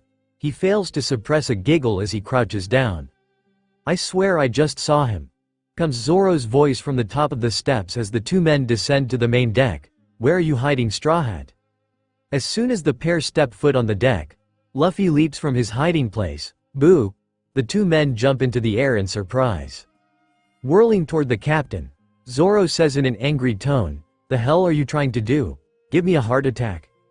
Roaring with laughter, Luffy rushes toward the men and grabs them both in a tight hug. She, I sure am. Did it work? You idiot. Zoro grins and hugs the captain back. One of these days, I'm going to cut his head off and it's going to be nobody's fault but his. Releasing the pair, Luffy shoves his body between them. So, where are we going? Up there. Sam points at the top level of the dining room as they begin walking toward the door to the lower level. Going to get some. He lets out a loud hiccup. Some more drinks. The trio cross the deck and enter the dining room together, ascending the stairs quickly before pushing open the door to the bar and filing in. Spotting 3 empty tables, they sit down.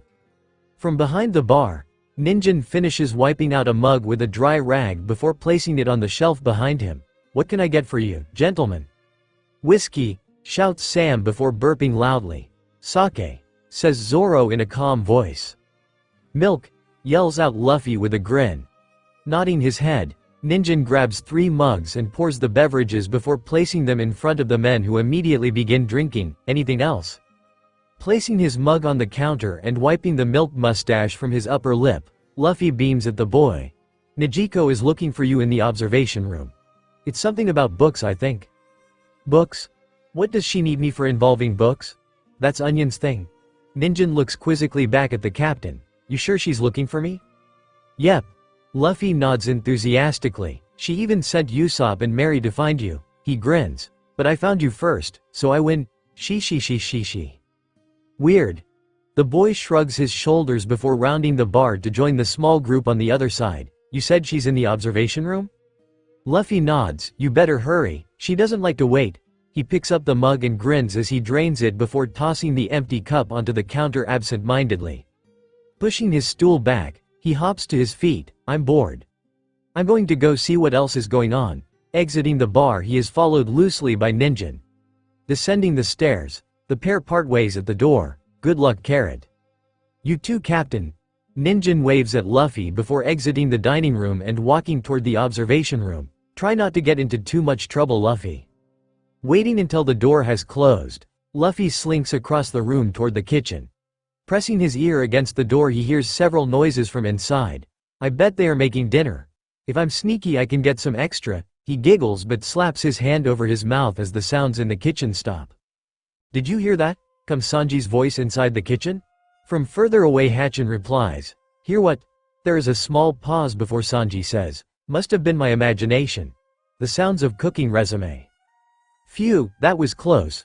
Pressing his hand against the door to open it, Luffy winces as it squeaks loudly. Sanji shouts, I know I heard something that time.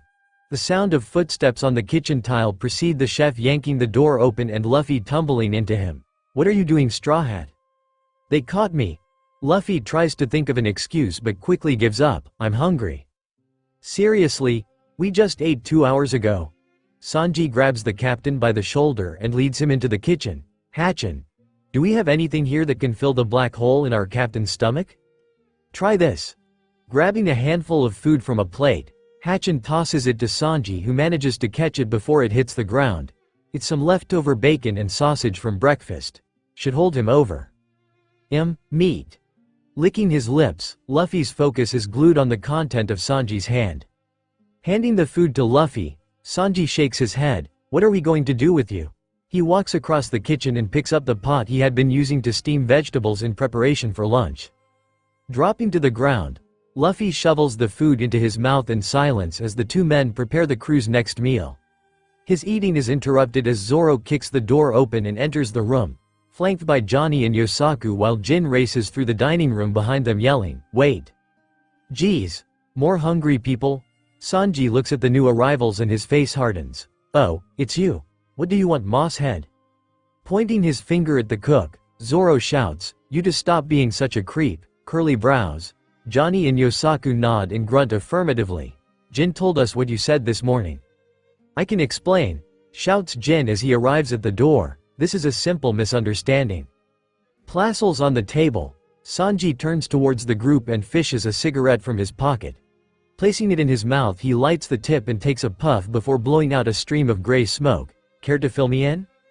Before Jin can clarify, Zoro shouts, You said I beat up a woman last night, because I'm too much of a coward to fight a man.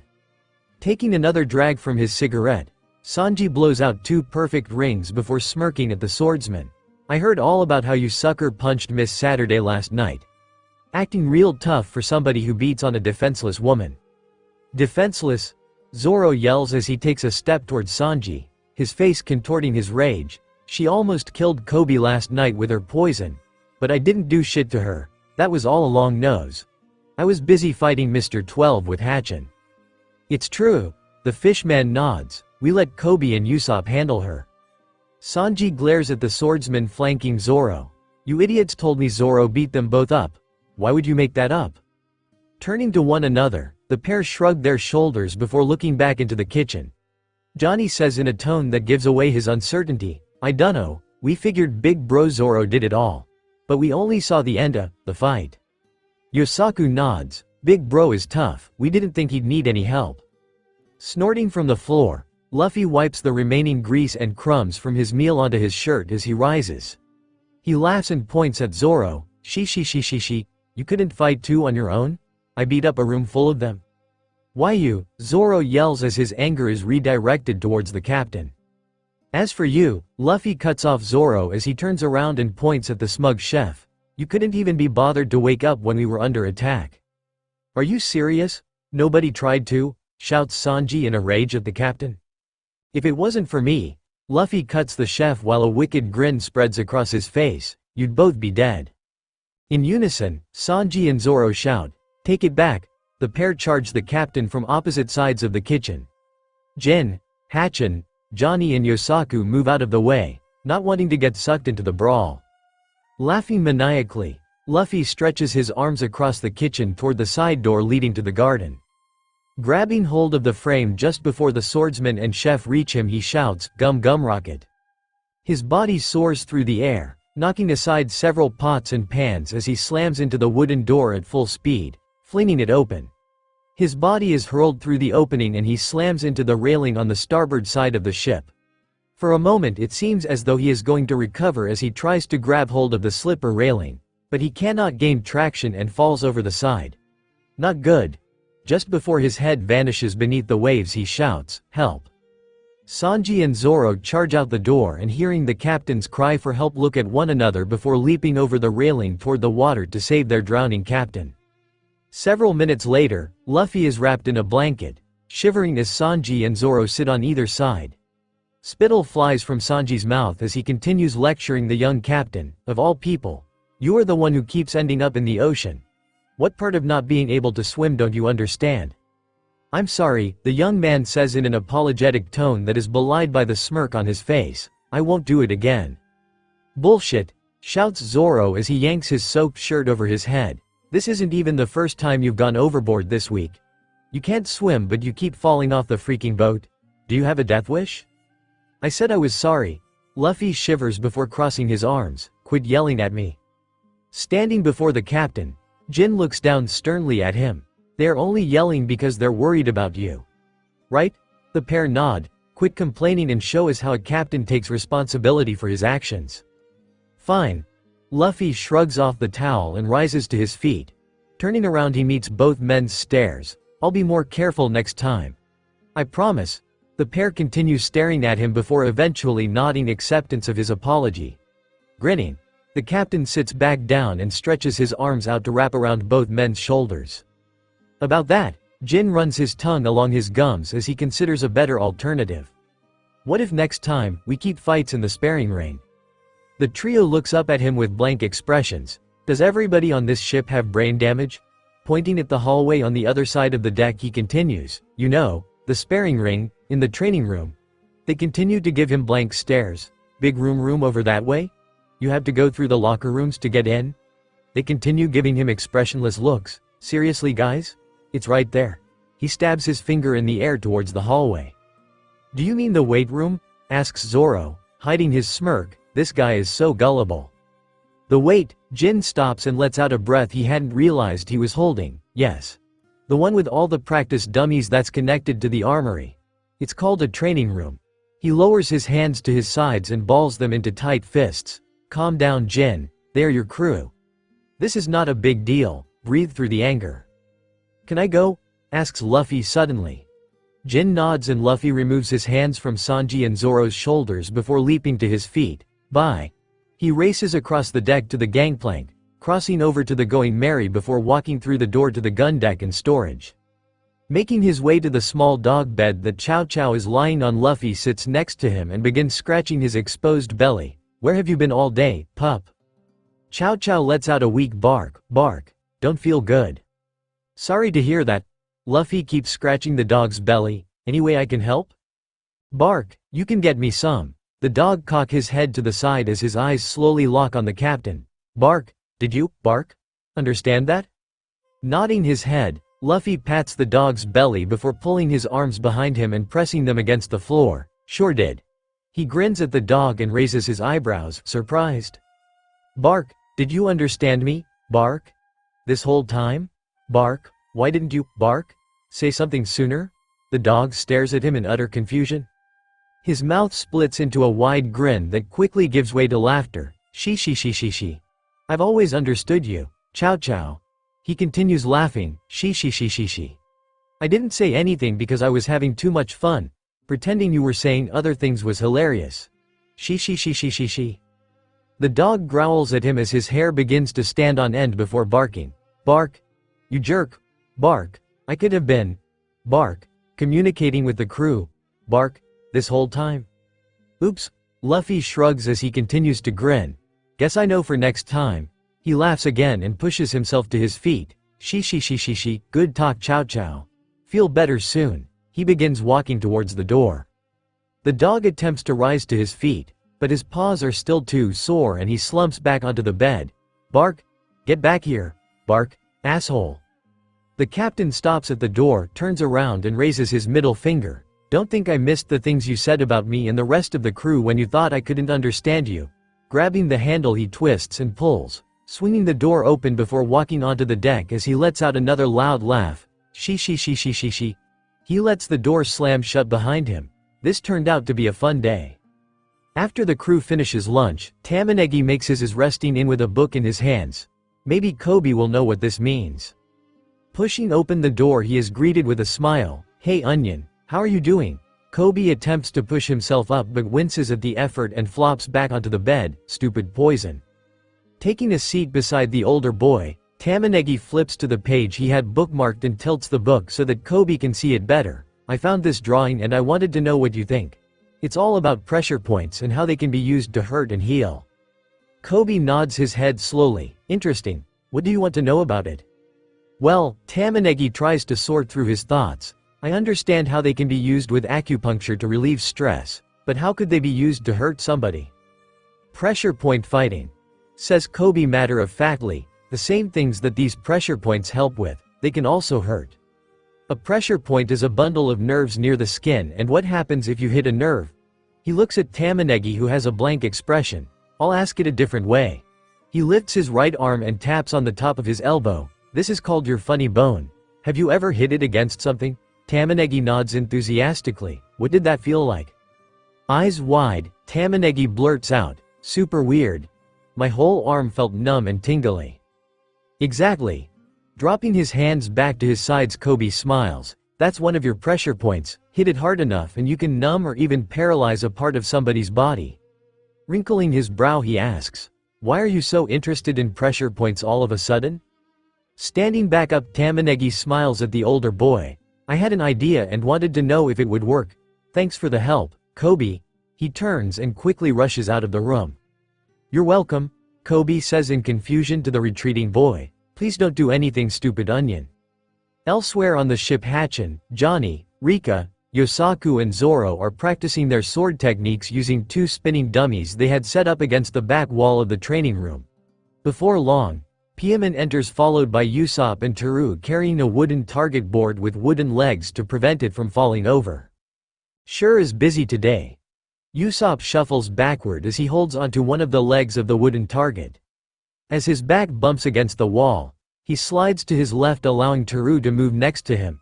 The pair slowly lower the target to the ground and take a step back to examine their work. "Looks great, Teru, thanks. I need to take a nap." Teru smiles and nods at the long-nosed man. "Glad I could help." Turning to Piemon, he calls out, "Anything else you need right now, or can I go lay down for a bit?" The young boy's face is tight as he concentrates on unstrapping the bow from his back. I'm good. Thanks for your help. Toru quickly exits the locker room to find a quiet place to sleep. Alright, so first things first, you want to. Usopp stops as an arrow flies through the air and collides with the wall behind him. Eyes wide, it takes a moment for Usopp to speak as Piemon notches his second arrow. Not shoot when somebody is downrange. Oops. Blushing, Piemon removes the arrow and lowers the bow. Sorry about that, Captain Usopp. He almost took my head off. Closing the distance between them, Usopp places his hand on Piemon's shoulder. It's important to know what is happening around you, Pepper. On the battlefield, your allies will be focused on the threat in front of them and can't afford to have you shooting them in the back. Nodding his head, Piemon notches the arrow back into place and raises the bow. I'll pay more attention next time, Captain Usopp. Good. Looking down the range at the targets, he noticed that the previously fired arrow had completely missed the wooden board. Let's work on your form first. Pressing his hand against the boy's outstretched elbow, he gently pushes forward until the arm is straight. You want this hand to be stretched as far in front as possible with a straight elbow so that you can keep the bow steady. Taking hold of the drawn back arm, he brings it behind Piemon's ear so that the feathers at the back of the arrow gently brush against his cheek. This is your sight. See how you can look down the arrow to your target? I want you to. The arrow flies through the air and slams into the left side of the wooden target. Aim your shot. Sorry. Pulling another arrow from his quiver, Piemon notches it. I had to let go. My hand was starting to cramp. Nodding, Usopp pats the boy's shoulder. Understandable. This is a new skill. It'll take time for your muscles to get used to it. At the other end of the room, the swordsmen take turns with the two spinning dummies Zoro had set up. Rika and Johnny were up and sweating as they attacked the targets. Ugh! Yells Rika as she swings her wooden sword at the bar, causing the dummy to spin slowly clockwise. She rolls her eyes as the top bar gradually rotates toward her. She casually ducks under it before swiping her sword at the center bar, making the dummy rotate counterclockwise. Why is it so hard to move this thing? What are you talking about? Pants Johnny before the center bar of the dummy in front of him slams into his stomach, driving the air from his lungs. Crumbling to the ground, he pats his hand against the mat. Tagging out, bro. Walking over to the practice dummy, Yosaku takes hold of Johnny's legs and drags him several feet backward before squaring up to it and cracking his neck. Watch how a real man does it. He pulls his wooden sword back and swings it at the center bar. A moment later, he is on the ground unconscious after the top bar collided with the side of his head. Holy crap! Laughing hard enough to make his body shake, Zoro claps his hands. Biwahahahahahaha. Good job, dumbass. Pulling a packet of smelling salts from his pocket, he cracks it open and tosses it at Yosaku, landing on his face. Yosaku's eyes open and he groans, "Ooh, what the hell was that?" Putting his fingers in his mouth, Zoro whistles and Rika stops flailing at the practice dummy and hurries to the older swordsman's side. Hachi, take a turn with the practice dummies while I explain to these dummies what they are doing wrong. Bro, Johnny begins to protest but is silenced by a glare from the swordsman. Show them what you showed me last night, Hachi. Zoro and the others back up as the fishman returns the weights he had been curling to the rack where he had gotten them. Picking up his 6 practice swords, he walks to the 2 practice dummies and squares his shoulders toward them. Yosaku gets to his feet and joins the others, holding the back of his head which is still throbbing. Bowing slightly, the fishman says, "Yes, sir." His grip tightens on the training swords held in his 6 arms before he suddenly begins striking both spinning dummies. Not bothering to move, each time one of the pulls comes close, an arm on that side deflects it away. Wow! Rika gasps as she watches his arms seemingly blur with how fast they move through the air. He's amazing. Grinning, Zoro shouts, "Slow!" Hachin immediately reacts by decreasing the speed and intensity of his attacks, taping the poles rather than batting at them. Nodding his head while continuing to grin, Zoro calls out, "Stop!" The fishman slams his swords into the center of each spinning dummy, causing them to stop moving before lowering his arms to his sides and turning to the group. With a cheesy grin, the fishman asks, "Did I do good, Mr. Zoro?" "You did great, Hachi. Thanks for the demo. You can feel free to go back to whatever you were doing." Zoro shifts his gaze to the other 3 as Hachin drops his training swords to the ground and returns to the weight rack to read. "Did you 3 notice? He's strong," coos Rika. "He's fast," says Johnny in an even tone. He's got 6 arms, Yosaku says in a questioning voice. That's mostly right, says Zoro, as he looks from member to member of the trio assembled before him. He's strong, fast, and you are right, he has more arms than us humans. But there is something you missed. He's a skilled swordsman. Eyes meeting Rika's, he says calmly, you have a lot of skill like Hachi, but you lack strength and speed. I know you're still young, but until you push past your physical limitations there is a ceiling to how powerful you can become. Deflated, the girl looks down at the ground as Zoro shifts his gaze to Johnny and Yosaku. You two are fast and strong, but the way you fling your weapons around shows your lack of skill. Johnny opens his mouth to protest but is silenced by Zoro's raised hand and stern look. You also lack focus. A swordsman needs to know what is going on around them at all times. If you don't pay more attention you are going to end up getting your heads chopped off. I'm sorry, Rika says softly as she tries to fight back tears. I'll try to do better. Johnny and Yosaku say in unison, as two big bro. Good. Zoro smirks because after Logatown, we're going to the Grand Line. The fighters out there are an entirely different breed than you are used to here in the East Blue. Placing his hand on Rika's shoulder, he pulls her close as a tear runs down her cheek. She buries her head in his shirt as the floodgates are unlocked and she begins sobbing. I'm not always going to be around to keep you safe. I want to know that you three can take care of yourselves. He looks down at his shirt which is now drenched in the young girl's tears. I promised your mom that I'd keep you safe, Rika. I can't do that unless you get stronger. As Usopp continues coaching Piaman on proper archery technique and the swordmen resume their training, Sam and Ninjin enter the room and walk to the raised sparring platform. Sam asks without a hint of drunkenness, have you had anything to drink today, Carrot? Shaking his head, the boy says calmly, nope. Haven't had a drop of alcohol since Kokoyashi village. Good. Sam brings his arms in front of his face, fists clenched. I want to see if you remember what we practiced. Let me know when you are ready. Nodding slowly, Ninjin closes his eyes. Trust your body. As he disassociates mentally from his limbs, he feels himself stumble slightly to the side but his body stops before he falls over. He repeats the mantra he had been taught. Trust your body. He feels a warmth in his stomach that slowly spreads across his chest and toward his extremities. As his mind begins to cloud, he struggles to focus on the mantra, trust your body. Opening his eyes slowly, a dopey grin spreads across Ninjin's face. I'm ready for ya. He lets out a hiccup as his eyes slowly cross, giving him the illusion of two Sams standing beside one another. Ready for ya, Sam.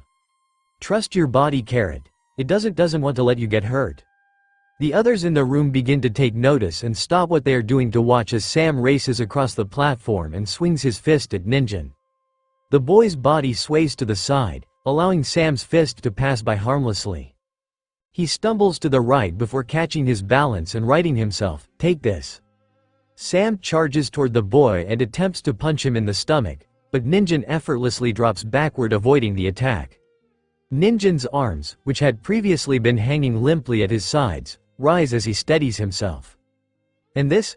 Sam throws another punch which is deflected harmlessly to the side by Ninjin's left hand. His right hand clenches into a fist which slams into Sam's stomach, knocking the air from the older man. Dropping to his knees, Sam gasps as he holds his stomach in pain. That was, before he can say anything else. Ninjin, who appears to be about to trip backward, raises his left foot, which slams into the man's chest, tossing him several feet into the air before he crashes back to the platform. Weakly stretching his arm toward the swordsman staring slack-jawed at the fight, he mouths the word, help. Holy shit. Zoro points at the drunkard. Johnny and Yosaku get Sam out of there before Carrot beats him to death. He looks over at the fishman who has put down his weights and nods at the boy. Hachin snatches up the 6 training swords and steps onto the platform. Johnny and Yosaku sprint to Sam and pull him off the platform and out of danger. Is this okay? He's just a kid? A bead of sweat runs down Hachin's forehead as he tries to meet the boy's glassy-eyed stare. I don't want to hurt you, Carrot. Seemingly unable to hear the fishman, Ninjin takes a few uncoordinated steps forward as his body sways slowly from side to side. I'm warning you. He gulps as the boy shuffles toward him. I won't go easy on ya. Once Ninjin is within striking distance, Hachin begins swinging his wooden weapons. The boy easily dodges each attack as he continues to sway from side to side, Hachi, the boy slurs before suddenly closing the gap and slamming his fist into the fishman's stomach. What? Stumbling backward, Hachin drops his practice swords as he looks to the others in wide-eyed shock. What is this kid made of? That hurt. Shaking his head and rolling his eyes, Zoro reaches outstretched hands toward Rika, Johnny and Yosaku. Fine, I'll do it myself. Leaving Sam on the ground, the three dutifully hand over their practice swords. Placing the first in his mouth, he takes the other two in his hands before stepping onto the platform. Aiming the sword in his right hand at the boy, he says coldly, "My turn." As Hachin jumps backward off the platform, Ninjin lurches around to face the older swordsman who brings his two swords across his chest. His eyes narrow as he watches the boy stumbling toward him before Zoro mutters, "Three-sword style. Ogre cutter." Launching towards the boy, he slashes the sticks diagonally across his chest. His swords meet their mark, launching the young boy through the air across the room. Ninjin slams against the wall as his body drops limply to the ground. From nearby, Usopp screams, "The fuck was that for? Are you trying to kill him?" Scanning the room for the snipper, Zoro locks eyes with him and shouts around the wooden sword in his mouth, "I did what I had to." Bullshit. Usopp draws his slingshot and aims it at the swordsman as he loads a yellow ball, Flame Star. He releases the rubber strings, sending the projectile flying through the air at Zoro, who swings his training sword at it to deflect the attack. Rather than being knocked away, the projectile ignites on contact, lighting the wooden weapon on fire. Dropping the now burning sword, Zoro stomps out the flames, "You bastard." Before Usopp can do or say anything else, Sanji's voice blares through the Den Den Mushi in the corner of the room. "I could use some help in the kitchen." There is a brief pause before the voice returns, "Carrot, Hachin and Rika, get your asses in here." Glaring at one another one last time, Usopp shifts his focus back to Tamanegi as Zoro rejoins the other swordsmen supporting a dazed but conscious Ninjin. "Maybe I went too hard on him. He's just a kid." Guilt grips Zoro's chest, "You okay?" Nodding his head, Ninjin grins back, revealing a missing tooth. "I'm good. That was fun." Zoro forces himself to smile back, not acknowledging the gap in the boy's teeth. "Let's get you to the kitchen before Curly Brows has a heart attack." He motions for the group to follow him back to the kitchen.